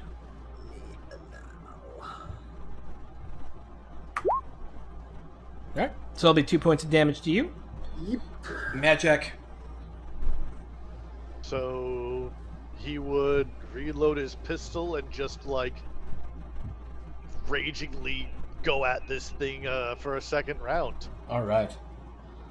You actually have to hit it to kill it. That's all I'm saying, guys. Hey! Okay. So go ahead and give me damage.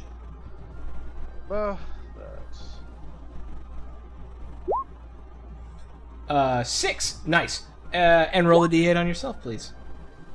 oh, don't need to keep rolling. Got it. So I'm gonna say that with you guys being so close, you're not gonna get the pistol on this because it's reload 1. Ow. Gotcha. But remember, you do get a plus d4 to your weapon. Wait. For which one? Because he's fighting with the holy righteousness of the Sea Queen. Yes. And this time you come down, and with a single whoosh, it almost feels like it cuts through nothing. For a moment, this caster, its mouth tentacles kind of like twitching out, looks at you, and its head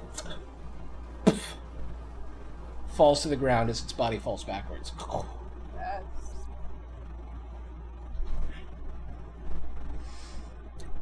Interestingly, as it falls, almost as its body hits the ground around you begins to rumble.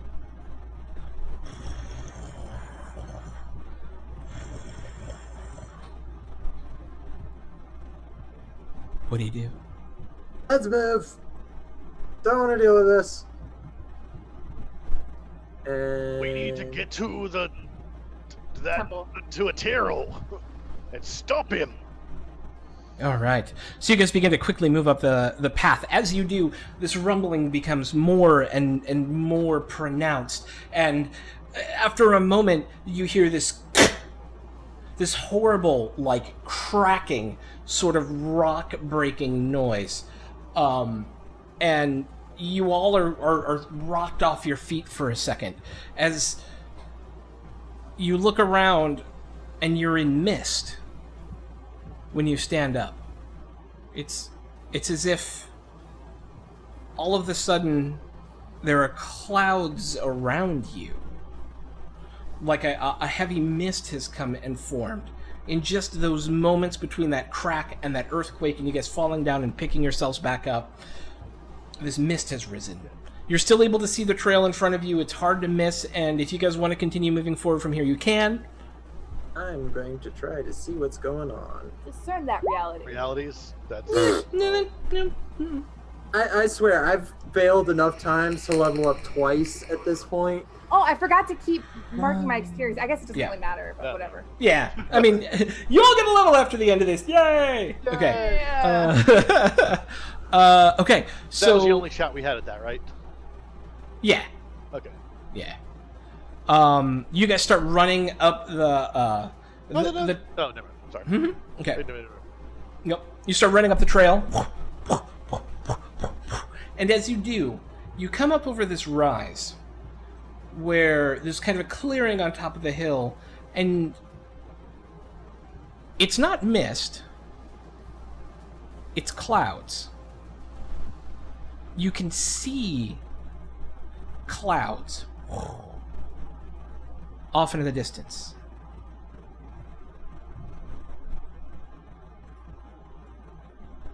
All of a sudden, the island lurches.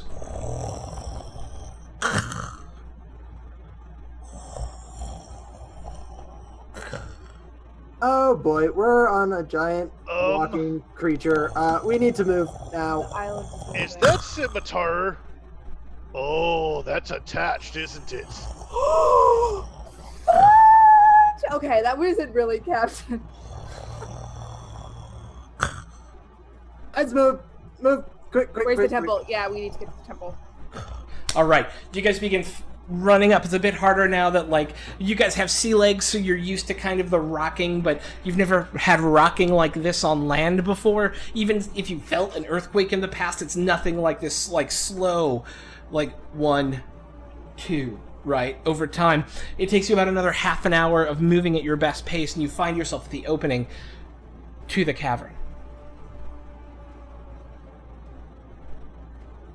I go in. All right. Hey, I gotta give you guys space, right? It's a choose your own adventure. I give a little narrative, and you guys tell me what you want to do next. I Actually, before we go in, since everything is like breaking and crumbling and being weird, we've been in here before. Has like any of this maybe cracked open an opening to where we need to go? Out of curiosity. You gotta do a little bit of exploration. Yeah, like discern realities. I like it. I like it. Discern realities. I was about to say, Doshi knows the place pretty well too. He's got there forever.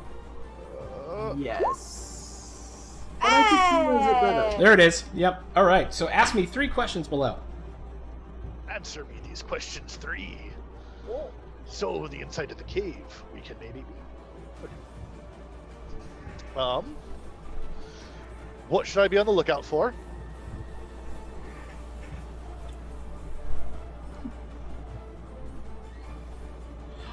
I feel like you know the answer to this one already. El Cthulhu. Inside Okay. the head of a giant walking Cthulhuoid monster. Yeah.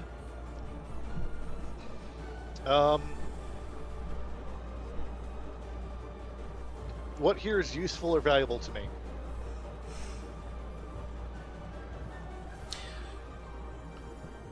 Monsters have eyes. Even really, really big monsters have eyes.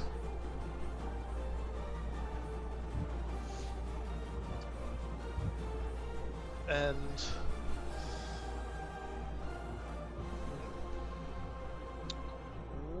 what here's not what it appears to be. Other than the island is... Yeah, okay. You think back to the last time you went into the cavern and you realize that there were a number of openings that were, like, blocked off, right?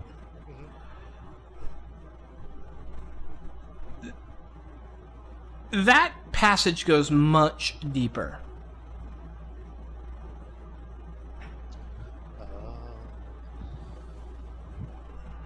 All right, down this way. I think this is the way we need to go. This is blocked off before. Alrighty. You guys start to head through the caverns.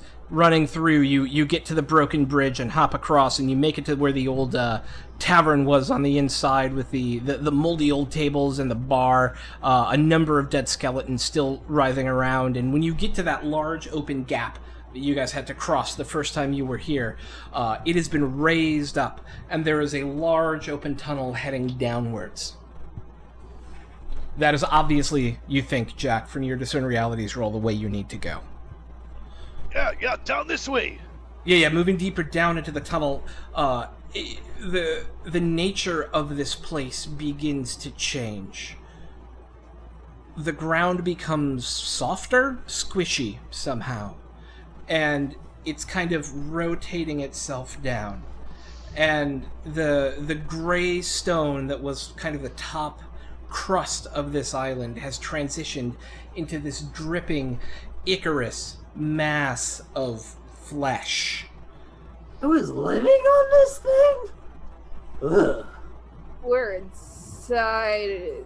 Every once in a while, what looks like a hand or a tentacle starts to reach out and try and grab at one of you, but thanks to the Discern Realities roll, you're able to easily dodge around them as you move through. And you make your way down, further and further, the stench of this place becoming greater.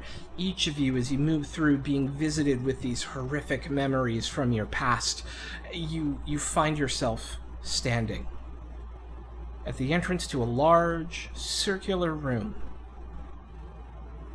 Webbing connecting this outer entrance and a number of other outer entrances to a single platform in the center.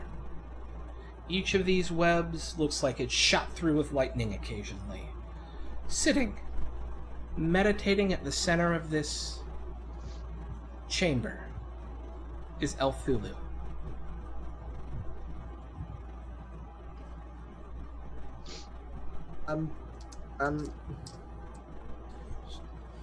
Any recognition? Yeah, I think we just need to go kill it. Unless you guys got anything better. Mad Jack is gonna look around. Does he see a window, maybe a circular-ish window anywhere that we could see outside? Not from here. So I'm drawing a thing real quick, just to show you guys kind of what I'm talking about. So, you guys came in through here. Oh, we came in through the brain bit. Right. And there are, these 5 sinewy, sort of whitish, almost translucent, shocking sort of walkways that lead to a central kind of fleshy island suspended above darkness below you. And in the center of it is Elf Thulu.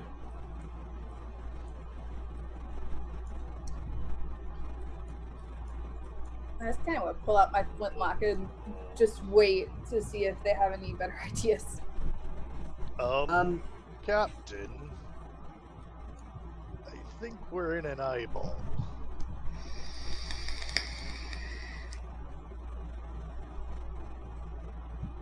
An eyeball? Yeah, it's like the all the things here. It's like the thing right here. See? No, yes, I understand. Here's a question. How upset do you get when someone shoots you in the eyeball? Pretty upset. I don't see any other...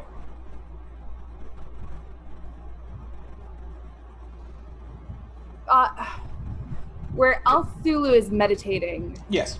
He seems to be legs crossed, giant, floating above this central platform. He does not appear to have noticed that you guys are here yet. Do I just see that the compass rose, or it's still in his hands? His hands are kind of out like this, right? Mm-hmm. And you can see a little glint of metal on both of them. Okay. Yeah. Compass rose are still in his hands, obviously. So what if we chop off his hands?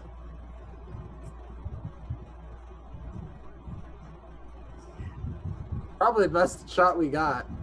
I feel like it's this. Yes. Oh, you mean El Thulu? Yes. I thought you meant the giant. Oh Island no, this thing, I doubt any weapon we have could even dent this thing. Mm-hmm. We need to take out the brain. How do we get up there? It's not up, it's just across. And there's like little Yeah. pathways that lead out there. Yeah. So it's like these 5 little sinewy pathways leading to a central thing of flesh. A deep pit below it. You guys are at the head of one of those central pathways. Right. You could cross this electrical sort of sinewy, kind of translucent thing to get to where he is. I don't like the look of that, but I don't see many other options. Question. Answer. The sinewy thing that we're standing on, are we able to get to, like, any of the other ones? Like this You'd have to one? go to the central one first, and I have assumed you haven't walked onto it yet. So you need to tell me if you do. But that's the only way there. And is it, like, really Apparently. big? It's big enough for one person. It's big enough for you to go across single file.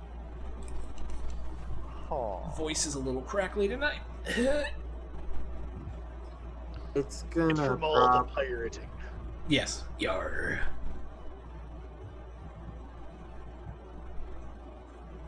Well, sitting around ain't gonna do much. Let's go. Yeah, but what we And could do when Doshi we steps get forward there- onto the bridge. Well, that was a decision. Dusha, you realize it's about to fire off again. You Oh, feel dear. a tingle of energy start to crawl up your leg. Oh, shit. I am going to attempt to jump back using dexterity. So it'd be a defy danger. Yep. Yep. New. So, as you begin to jump back, you feel a piece of the electricity make contact with your feet, and it throws you off balance, and you suddenly find yourself hanging off the side of this thing, knowing that it's about to fire again. Anybody else can help him too. He doesn't have to do this by himself. Yeah. Can I guess, aid? Okay, how are you going to aid? Am I able to reach down to grab him without touching the thing? Yeah. All right, cool. Then yeah. Okay, make an So aid roll. another defy danger. Wait, pause. Oh, yep. Magic needs to make an aid roll first. With Dex? Strength, I think. Okay. Yeah. I was afraid of that. Yeah. Mad Jack reaches his hand out towards you, but you feel your grip start to slip as you reach his hand up. Something about the bony hand makes it harder to grip onto for some reason. Now make that Defy Danger roll. All right. Yeah, you're able to lift yourself back up, and Mad Jack, you weren't really... Yeah, sorry. Love you. But you weren't able to... He gets himself back up and back onto the thing. Onto the, like, fleshy part and not the synapse. Okay. This is an issue. You know, we could just stab this thing. You're my guest. I was about to say, I hold up my flintlock, like. Do it. You would, like, take his cutlass Yeah. and just jam it down onto the fleshy part where they are. 2 tentacles start rising up out to wrap around you as you do that, Jack. Okay, bad idea. Bad idea. Bad idea. I'm gonna need a Defy Danger roll. Can I get an aid by like hacking at the tentacles? All right, so yes, you can both aid if you want. I rolled already. I You didn't did. get It's a it. plus Sorry. 1. Oh, You did whoops. not help. So 8. Alright, so +1. I Yeah. did not help. I'm And this worthless. is a dex this time? It's up to you. How you narrate to us how you get out of this trap that is 2 tentacles attempting to pull you into the flesh below. You would, like, jump back out of the way. Okay. So you got a 9. In this case, you're able to fall backwards, right? But so here's your option, right? As you start to jump out of the way, you realize you're really only going to get out of the way of one of the 2, unless you're either going to fall prone behind you, which might be a bad idea because then more of them could, or fall forward onto the synapse and deal with whatever happens then. He would fall forward, Okay. and I think he would, like, try and put his cutlass in front of him like this as he falls, so like, ha! So I guess cutlass forward onto it, Okay. if at all possible. To try and cut the synapse? Yeah, I guess. Okay. Well, you're gonna fall forward. It doesn't. It kind of gives with the knife as you go down. But as you hit, you see it starting to spark up.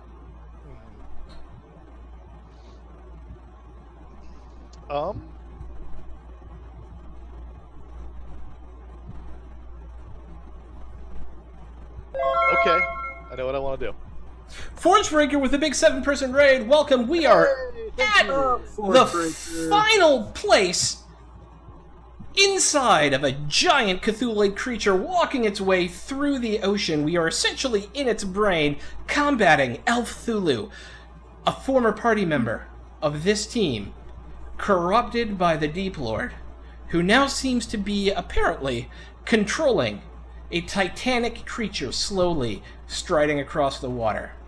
They have found the lair of Elf Thulu and are now attempting to figure out how to stop him. And Mad Jack, you fell on a possible electrocuting brain synapse. I'm trying to think how best to do this. I don't want to leave everyone else behind. Alright, so what I could do is do a hack and slash to cut it, to sever it, then swing from the rigging and use that to get onto the platform over there, but that leaves the 2 of you behind. Yes, you could do that. Well, you could attempt that anyways, yes. I have absolutely no way of supporting at range. Right, so no. I guess you would try and you'd be like, pull me back, pull me back, pull me back! I'll Grab him and pull him back. I need 2 aid rolls and a Defy Danger roll. gotcha. Finally. +1! Yay! +1! So you're gonna get +2 to your Defy Danger roll. What is this? A dex? Could be. Like, Could be strength. Shoot back. Could be con. You're gonna power your way through it. It's up to you. It's all narrative, right? So you tell me. You know what? I kind of like the idea of using Con to just kind of like make himself easier to pull. Yep. So that's a 12. Yeah. You guys are able to, like, you feel the electricity starting to crackle through you, and you just kind of bear down on it as it happens, as they're pulling you back off of it. But you do realize there's a timing to this. Aha! Oh! Alright, ready? If we time this right, we can make it across over there. Thank you, Forgebreaker, for the tier 1 sub for the 2nd month in a row. We love you. Thank you. You're awesome.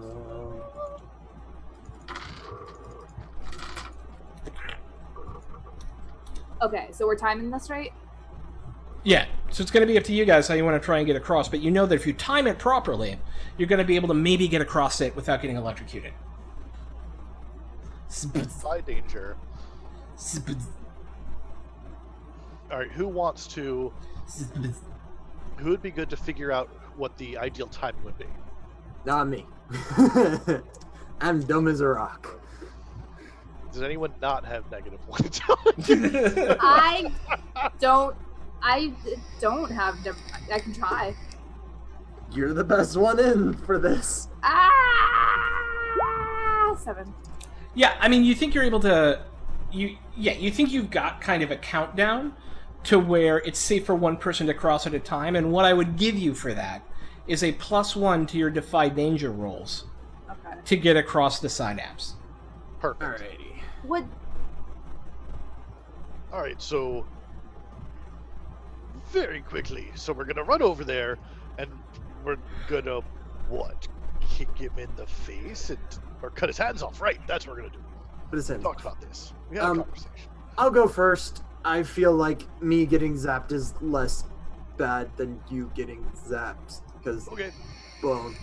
And with her help for the love that. timing and everything, I'm going to attempt to just straight up make a running leap across. Okay? Try and use just pure strength to just get across. Alright, so you're going to straight up dex it, right? Is it a dex Defy... strength. Strength, yeah. Strength Just Defy like- Danger. +2. Yay! Defy danger. Strength. +2. Yeah. Whoa! You Yeah! land on the other side with a squish. And the whole thing kind of That as is you land on it. nasty. Yeah. It's like stepping on jello.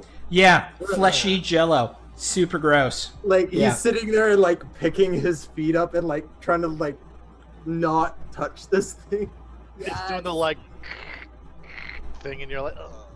Which is kind of ironic considering he is a skeleton. Oh, it's gonna get in all the nooks and crannies. Holy God, Castle Mac rating with a party of 32. Oh my We goodness! Thank you. love you guys for coming by and saying hi tonight. We are at the final battle, and this is the last time I'm going to do this recap, I promise. We are at the final problem here on Blood Red Sails. Our party has made their way into a titanically sized Cthulhuoid beast currently striding its way across the seas, where on the inside they found one of their former crew members who has been transformed into an abomination and is apparently inside the brain of this creature, controlling it. Should it reach its destination, horrible things will happen that I can't tell them because that would be a spoiler. Spoilers! One of our characters has just made it across a strange synapse onto the platform where this elf Cthulhu creature exists. 2 more to go. And I'm looking at the elf Thulu. Is it noticing me?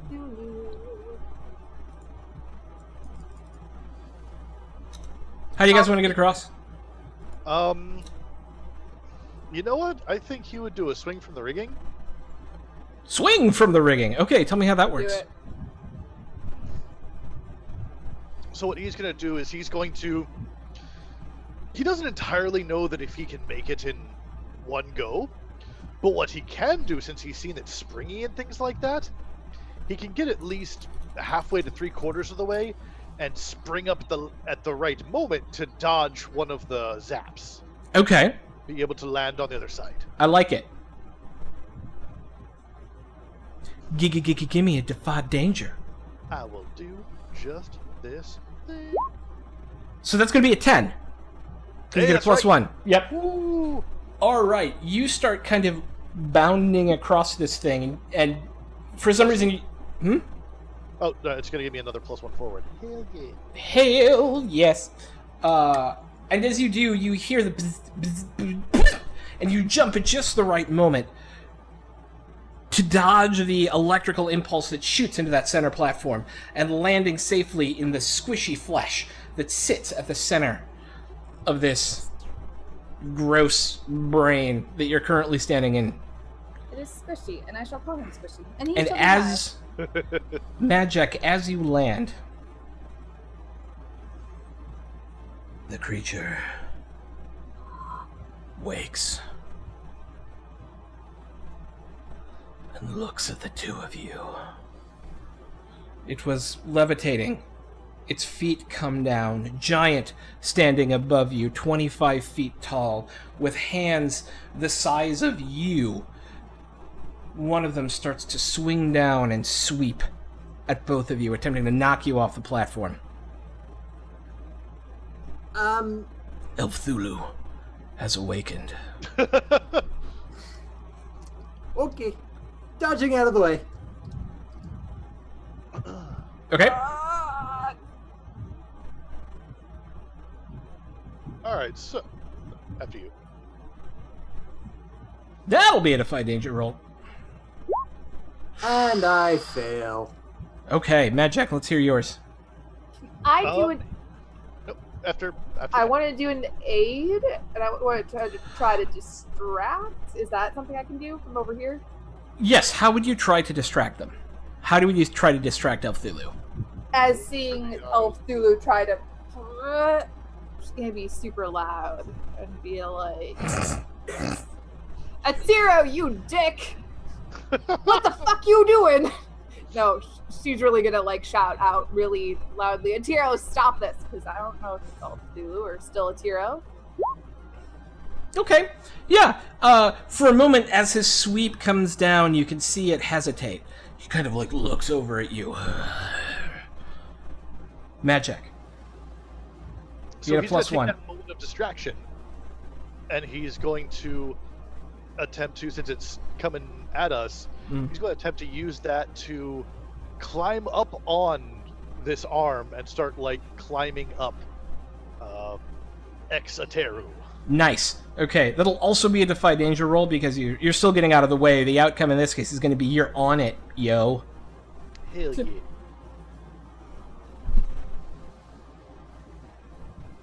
Do it. And you get a plus 1 forward, so that's going to be a 10. Boom! And as he comes down, you leap up, kipping up onto one finger, the other, and then you're up on top of the hand itself. And, you know, it's not... You're kind of like on the wrist and hand because it's giant-sized. It is not Titanic, but you're able to kind of start getting your way up it. But, Doshi, I need you to roll a d10. Doshi. Alrighty. So you're only going to take 2 points of damage as you feel this thing slam into you. Do I actually take that? Well, I mean, you still have armor, so whatever after the armor, right? So nothing.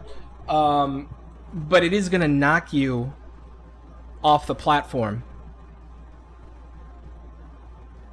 You have the ability to, like, maybe grab the edge or do something like that. It's up to you.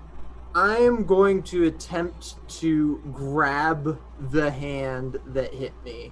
Okay. And just crush it into my grip. So. Well, I mean, it's about you sized, so you can't really, Yeah, crush it in your... But you're going to, like grab onto it like a finger or something? Yeah, and just like squeeze it as hard as I can. type Okay. of thing. What's your roll for that? Defy danger, strength. Sure. Awesome. By that fucking danger. Do it! Yeah, you Ooh. get up on it, but as you do, it closes its fist around you. Hoy, you're not supposed to be doing this. That's my job. And we'll get back to you in a second, Captain Oakley. I'm still not over on the platform. You're not over on the platform yet. The trigger was 2 people get over there. Get over here. I'm gonna. We're Do I shooting. still have to time it right, or? Yeah, it's still a defy danger check, but Okay. Yep. I'm also going to use my sea legs to get up +1 forward because this That's creature good. is still walking. yes. Because So that'll give you a 7, which gets you across. You are going to take some electricity as you go.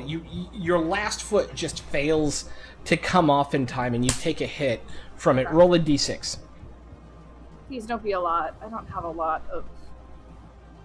I don't. Y'all have, like, healing potions and shit. Do?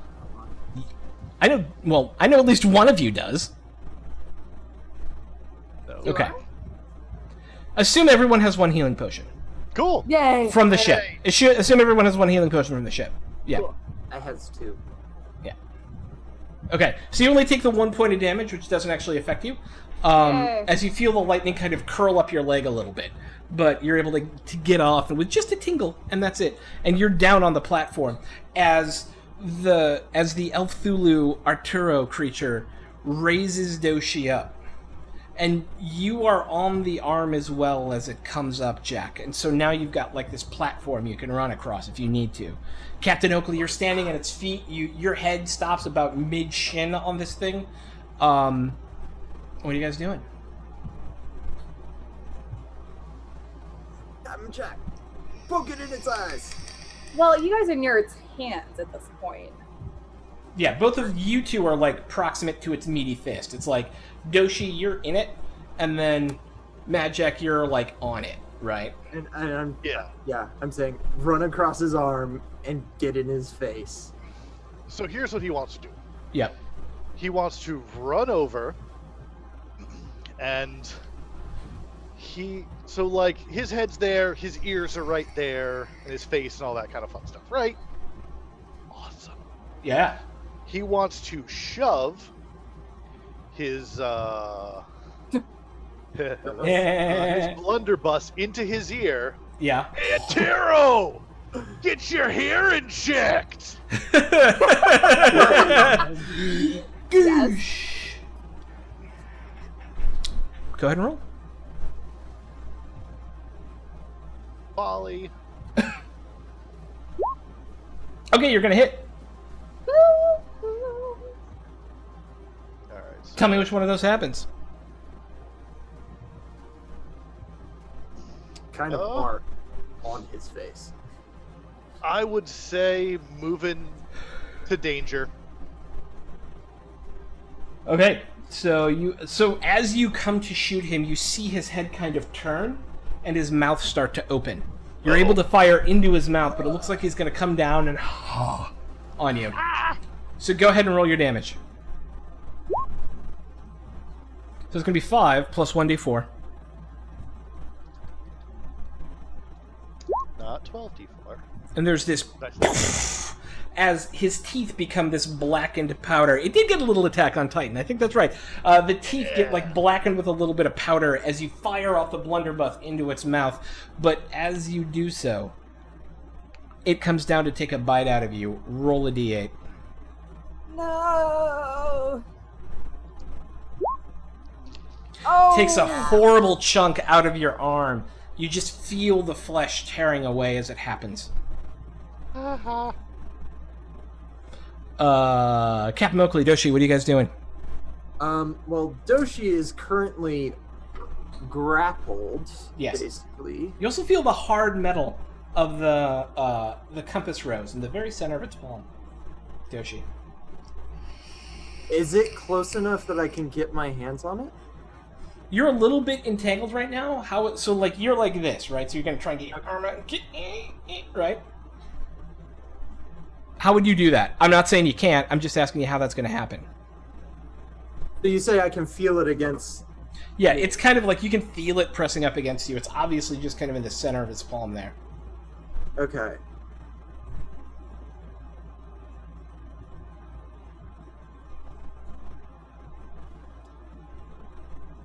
I think I'm going to do a combination of moves. Okay. First off, I'm going to use a Defy Danger Strength to try and break free. And then, well, let's see if that even works first. Sure. Okay. Yeah. So you're able to get out of it, but as you do, as his palm opens up, you see his other hand coming down to like slap you like a fly. Seeing that, I'm just gonna take it. What I'm going to try and do is use this little guy to try and rip it off. Yeah, buddy. All right. And So choose two. it doesn't take very long, Yes. and honestly, that's all I care about. Okay. Yeah. Maybe nothing of value? You get your hands in there, and just with all of your skeleton-y might, there's this horrible tearing sound, because it's still only a compass rose, right? So it's just a single hand. You get in there, and you dig your bony fingers in behind it, and there's this ripping noise as it becomes detached from his flesh. It gives off this horrible scream through the tentacles around its mouth, and you feel the whole being almost lurch to the side as everything tips to a 45-degree angle, like this thing is now limping. And I need... If you are not secured to something, you may fall off the platform. Am I secured by teeth at the moment? No, Okay. technically the only person who's going to be secured is Doshi, because he's getting slapped like that with the other hand. So roll me a d10, Dosh. Yeah. 1 damage. Yeah. But you two, Magic, you have a high probability, if you don't do something, of falling off the shoulder of this thing. Oakley, you standing on the ground, and you still get to go before you make your Defy Danger check, so you can get some sort of action before you do that. Because everyone else has kind of had a moment. You haven't had your moment prior to a thing happening yet, so I want to at least give you that. And then I'll need to Defy Danger. You're going to have to tell me how you don't fall off the platform as it cracks to the side. So prior to that, what are you doing? Prior to the... I'm by its shins right now. I'm going to take out my rapier, and I'm going to try to kind of distract this creature as much as I can so they have a chance of getting the compasses. So I'm going to go for its heels. I'm going to try to swipe at its heels. Nice, I like it. Dig out its Achilles tendon! Alright. Yep. So go ahead and give me some damage. Alright. Do. You come up on it, and as you're pressing in, your rapier bends. You hit a piece of metal or a piece of bone or something, and you watch your rapier bow for a second, and you're like, "It's gonna break!" And you pull it out. But as you do, he comes back at you with his foot and tries to kick you off the platform. Take a d6 of damage.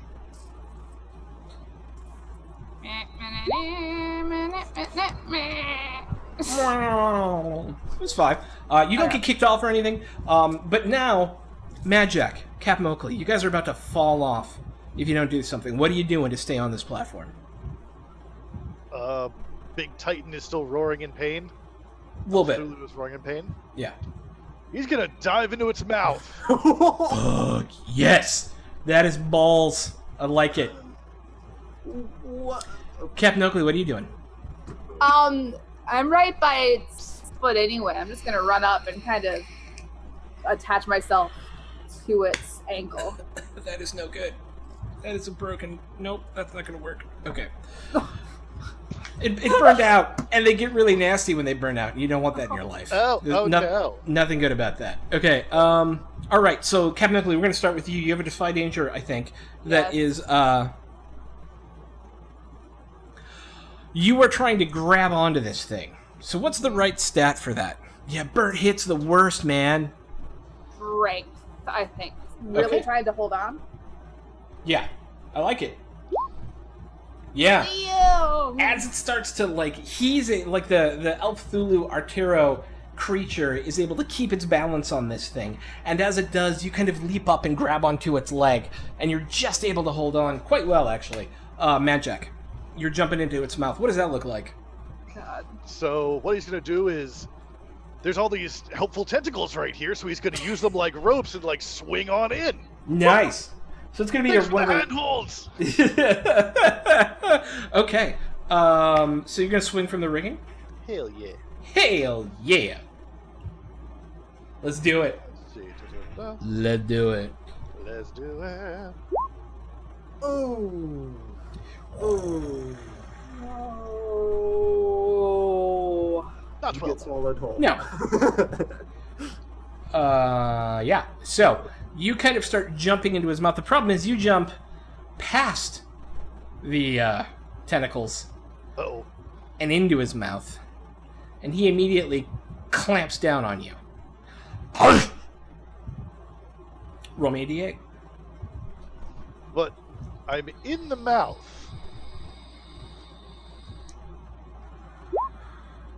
For 2 points of damage. Okay. Yep. And remember, you do get to immediately succeed on a 10 plus on any one roll of your choice. Yep, I'm out. All right, so everybody's kind of secured at this point. The platform's rocking. You guys are on him. Doshi, you're smushed between his fingers. What happens now? Since he so kindly gave me his other hand to try and grab onto, I'm going to attempt to grab onto the hand with the other compass on it. Yes, Doshi. Okay. Okay. I Do it. think that it would either, defy danger strength check, I think.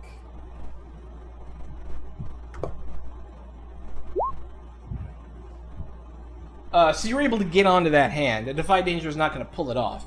Right. Yeah, no. But you're able to kind of like secure yourself to it. Yeah. As Mad Jack and Oakley do something.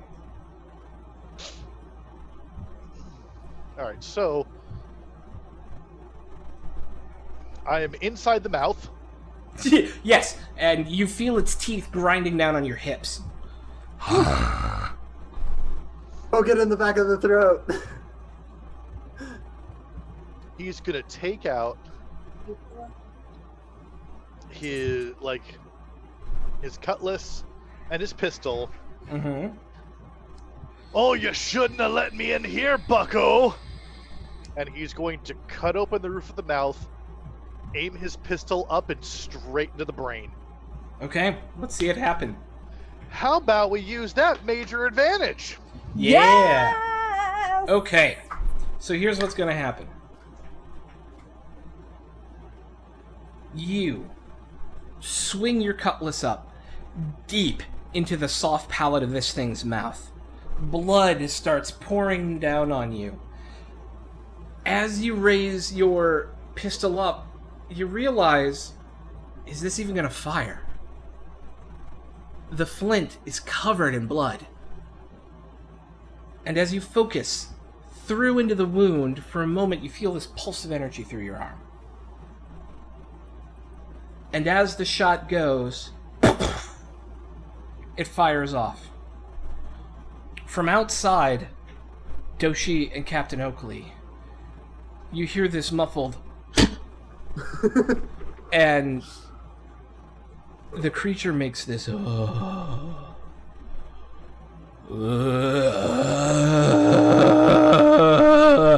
you just feel, Jack, this hot, gross breath going past you. It's the tentacles on its mouth wrapping around your legs and kind of twitching as it does, and it starts to fall.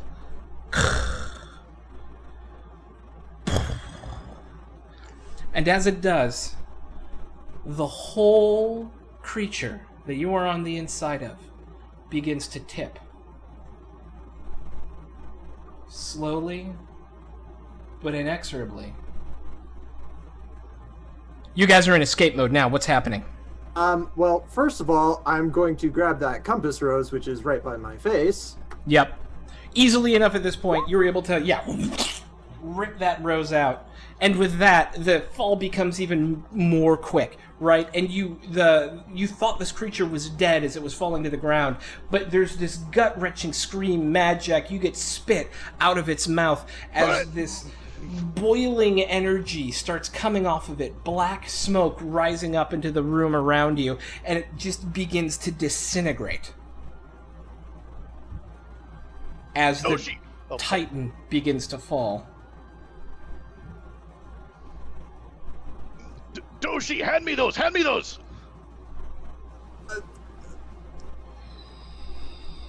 Thank you! It's like, not twice! He was like, what? Power! Yeah. And... Okay, so he takes them. Yeah. He's holding one in each hand. Yeah. Takes a deep breath. All right, Sea Queen. Let's spit in his eye. At this, Oakley's like, we should be writing right now. This is not the time to be praying. Jack, don't be selfish. Your home is your crew.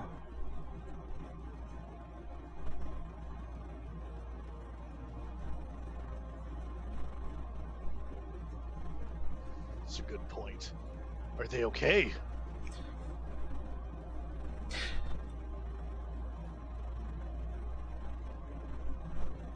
You've never done anything alone. Okay, both of you. Like, put your hands on here too.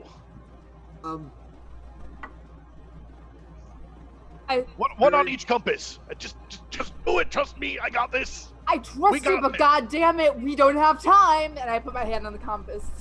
We can do this together. Doshi I don't know what we're doing, but okay. And then runs up All right. to me and does All that. you need to do, believe in the Sea Queen, and she'll save us and the whole crew. We can do it! Okay? God damn it, if you're wrong, Jack.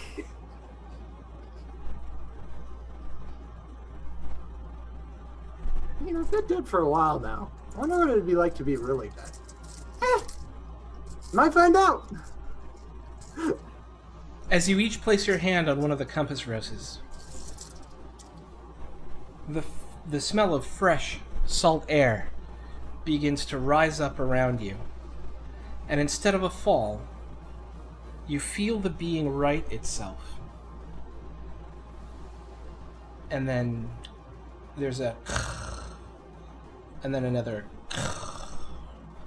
The synapses stop firing. The skin around you stops quivering, and this golden energy begins to swirl around the three of you.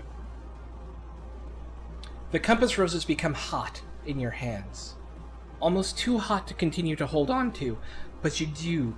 It's almost as if you're compelled to keep your hands on them as the flesh of this place begins to burn away around you in flakes, falling down into a large pit below. As that happens, water slowly begins filling up, reaching only to the level of the platform on which you stand. The light fades, and as you let go, staring at your hand, a compass rose.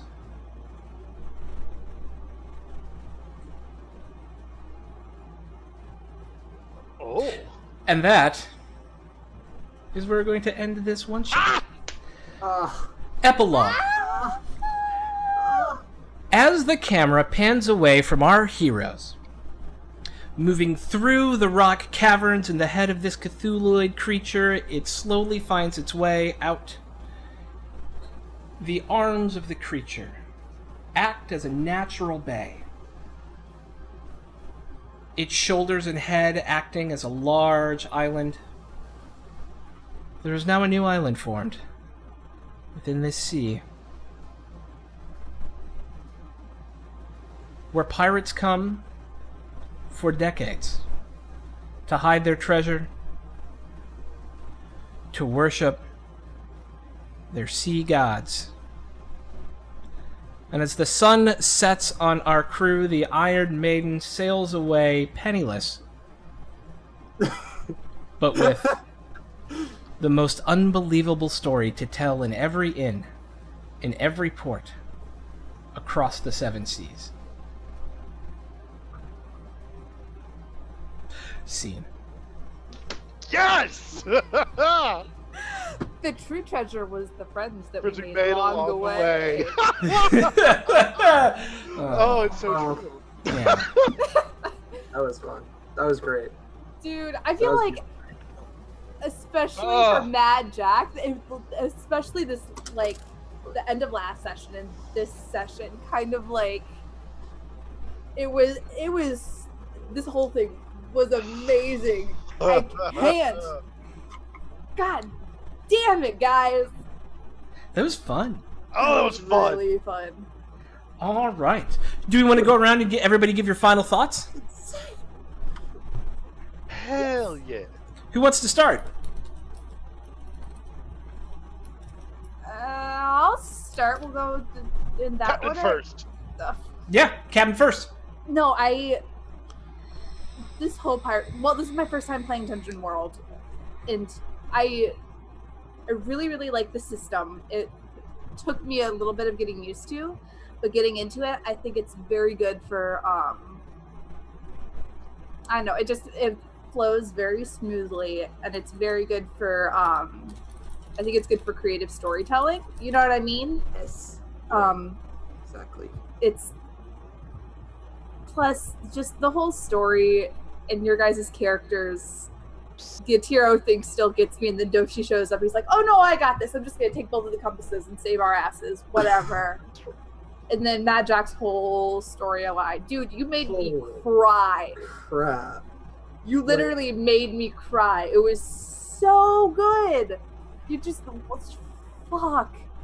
And Thrak, it all just like, it was a perfect little like mini campaign. It all wrapped itself up really smoothly. And Captain still doesn't get an undead fleet or any money. Hey, she has a Well, partly undead fleet. There's compass roses, you know, I'm just saying. We just got like fancy new tattoos. Maybe one day if we figure it out, but still, fuck. You have several skeletons in your crew, which would definitely boost your reputation. Just a lot. True. Doshi, I feel yes. Okay. All right. Sure. It- Holy crap. really, really enjoyed that. Really Yay. enjoyed that. I had fun Holy too. crap. That was amazing, and it was so much fun. And I like the way the world builds in this game, because you get to put so much more depth into your character as you go along. Like, just the amount of stuff where it's like, yeah, I don't really have a backstory, but let's discover what it actually is. Yeah, no, I love that about Dungeon World, especially with stuff like spout lore. Oh yeah, and just How do you Like- know that? like the fact that I could make 2 compelling characters. Like, Yeah. Hell yeah. Yeah, man. like Doshi is just. I didn't think I would be able to get attached to him since it was for one day. But holy crap! Did Yeah. you just like? Oh yeah, I'm a Awesome. skeleton. But, yeah, sweet. So good. All right, Mr. Captain Jack. Huh. This was amazing. Yeah, this is also my first time playing Dungeon World. I've never even heard of the system before, like 15 minutes before the first game started, something like that. And so it was like, all right, yeah, no, this is cool. And just that collaborative world building is awesome. Right? And like a throwaway comment about, oh yeah, the Sea Queen, turned out to That be was like, so good. ah! And just like the descent and redemption that happened in like a short shot. Oh my god! Your whole storyline. It was just, Oh. especially because, like, that's the part that made me cry, because, like, from that whole throwaway part of the Sea Queen, it got to the point where, like, your character was ready, like, Jack was ready to be like, you know what, Deep Lord, fuck you. He's just so loyal to, like, his crew, and to the captain parts always made me tear up. And then he gets this moment with the Sea Queen, who he always believed in, and he always trusted him, and she was like, come here, I will help you. Oh, It was just, that, it made me, just like the coming up with the prayer in that, and just. It was so good. Oh my god. I will say, I also... Thank you, Throck. Thank you guys. And I mean, And seriously, thank you guys. Abby and Archer. Oh, Yeah. Yeah, 100% thank you guys. So I'm gonna, I sent out a tweet, I don't know if everybody saw it, before game tonight, where I'm like, I did my 15 minutes of prep, it's literally 7 lines. I'm gonna read those 7 lines to you, just to let you know, kind of, all I had going into this, and what I mean when I say I let the players lead these stories, right? Line 1, Shark's Throne. Line 2, a being pops up from the water and begins very quickly swimming back to the island. Line 3, chase ensues. Line 4, if they catch up and fight before the island, sea beasties help. Next, if he makes it to the island, it's a land chase back to the temple. If he gets to the temple, it grows into a giant Cthulhu monster, only destroying the big guy and the compass rose will put the monster back to sleep. That's literally all I had before coming into tonight, right? Because one of the things I love about Dungeon World, and I don't know why I feel that freedom in this and don't feel it as much in like a D&D game, is that I just key off what you guys are doing and improv, right? Like, nothing... At no point in time have I ever written anything down about the Sea Queen or the Deep Lord. Like, I have nothing written about them at all. And it's just based off things you guys told me, right, as we go through the story. And things you guys have, like, hinted that you wanted to see in some way or another, right? So because there's like no way to prep, I think, in one of these like short campaigns for what's really going to happen anyways. So you might as well just let go and let the players lead. And you guys led, and I love that. You made decisions. I felt like a couple of times maybe I had to push you, but it's because of the system a little bit, right? And I think that's okay. I think if this was a longer campaign, that would have gotten more and more and more natural over time. But I think given the situation we were in, doing a little foreshot, you guys just like took the ball and ran with it, right? Because I didn't know how this was going to end. I didn't know how it was going to middle, for that matter, right? Like, it just was what it was. And we got to tell an awesome story together, which is, I think, the best thing you can ever say about a role-playing game, right?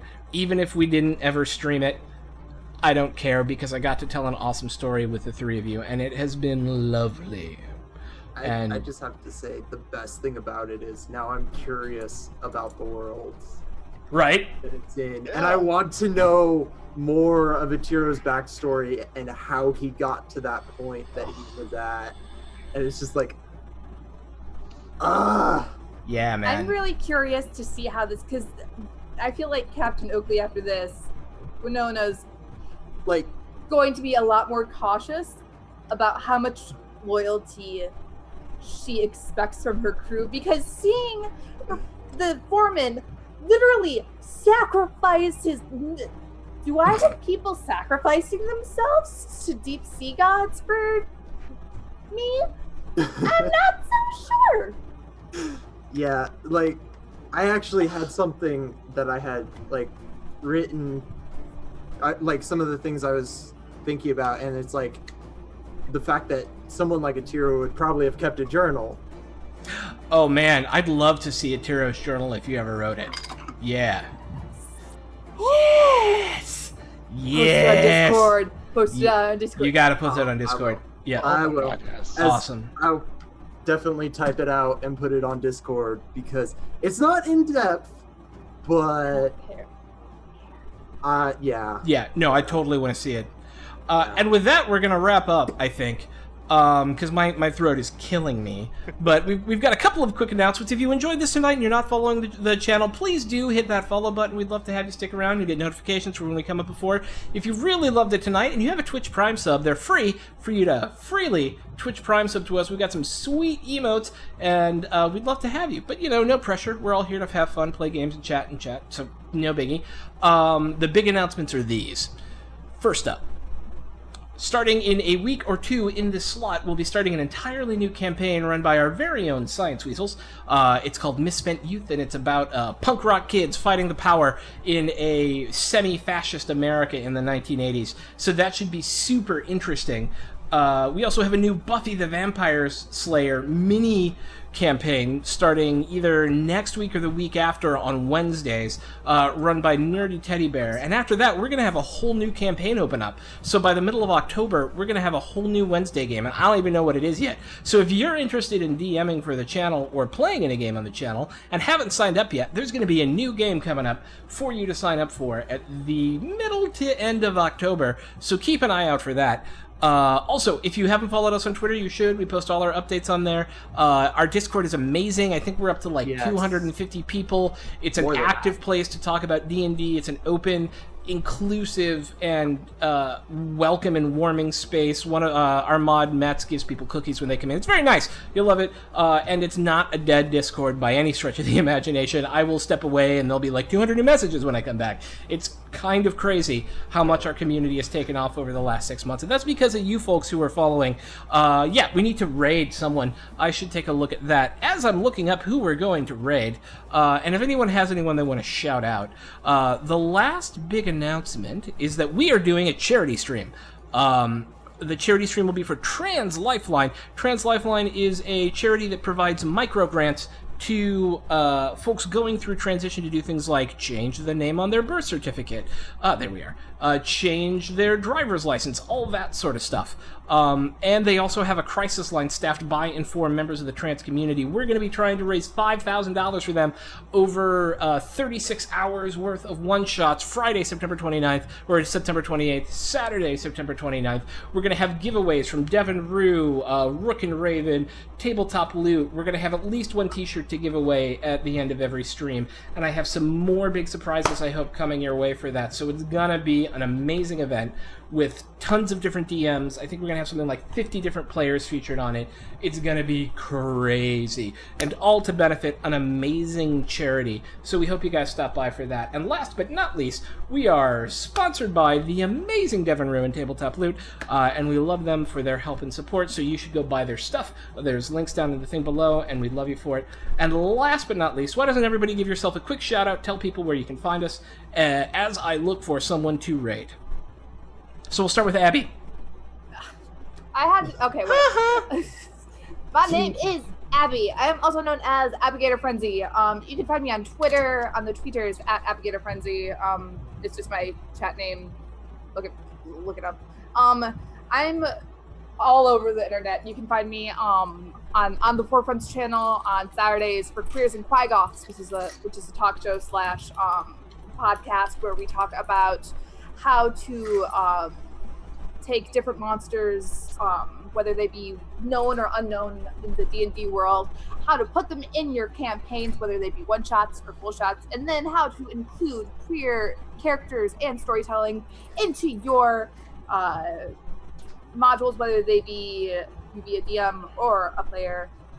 You can find me on Tuesdays on the Greyhawk channel for oh my goodness, Dying Kingdom. I'm also on Explain Dice's channel on Thursday for another pirate campaign called Razor Coast. And just follow my Twitter. You'll see what I do there. That's basically it. It's good tweets. Yeah. Thank you, Abby. Archer. Alrighty. My name is Archer the Eye, and that is where you can find me. As far as I know, I am completely unique in that. So if you look up Archer the Eye, I will show up. Also, two things. I have my DeviantArt page. It's been a little dead, working on a lot of things right now. But starting this week, I am going to be streaming thrice a week. Nice. And it's going to be a combination of a couple Let's Plays and a art channel. So we'll see how that goes. I'm trying it out. Hell yeah. I want to Oh, see your yeah. streaming. I'm very excited. Heck, yes. We'll see if I how badly I fail. Hey, man, it's all about perseverance, right? Like, yeah. It'll be fine. It's Fail going to be great. faster is one of the Yeah. things my teachers taught me. Yeah. Fail hard, fail fast, fail now. All right, last but not least, Mr. Captain J. Cross. Hey everybody, I'm Capjack, or at Captain J Cross is where you can find me on Twitter and also on our Discord. I am one of the mods here. Yeah, I am all over the Welcome to the Party channel. On the 2nd, 4th, and 5th Tuesdays of the month, I play Lucian, a Tiefling Warlock, in the Mimic Knights campaign. And that's a lot of fun. You should come and watch us. And then alternating Thursdays, I play my namesake Capjack in a Shadowrun game, who is an Orc Street Samurai.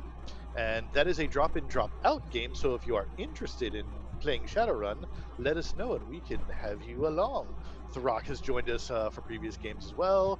So yeah, it's a lot of fun to play with us. And then the opposite of that is our Pokemon 5th edition game, where I play the Poketaker, who likes to kick Pokemon and take names. So yeah, this has been a blast for me, and I hope to see so many of you on the Discord and on the channel and play. Yes, so much fun. Sweet. All right, and last but not least is me. I'm going to start the raid off. We're going to head over to Nerd Brew. I am at Throck Plays, co-founder here. Welcome to the party, and you can see me on Friday and Saturdays. On Fridays, I run a Tomb of Annihilation game. On Saturdays, I run a what used to be a Storm King's Thunder game. And then occasionally on other stuff from time to time. We are actually going to raid Nerd Brew, who is playing another pirate-themed game, except I think it's D&D. So everyone, get your emotes ready, and let's go say hi to Nerd Brew. Bye, everyone! Yay! Just wave, do the wave thing. Okay. I think we're out. We might be out. I don't know. Okay, there we go. We're out. Yeah. Alrighty. Oh, that was so much fun.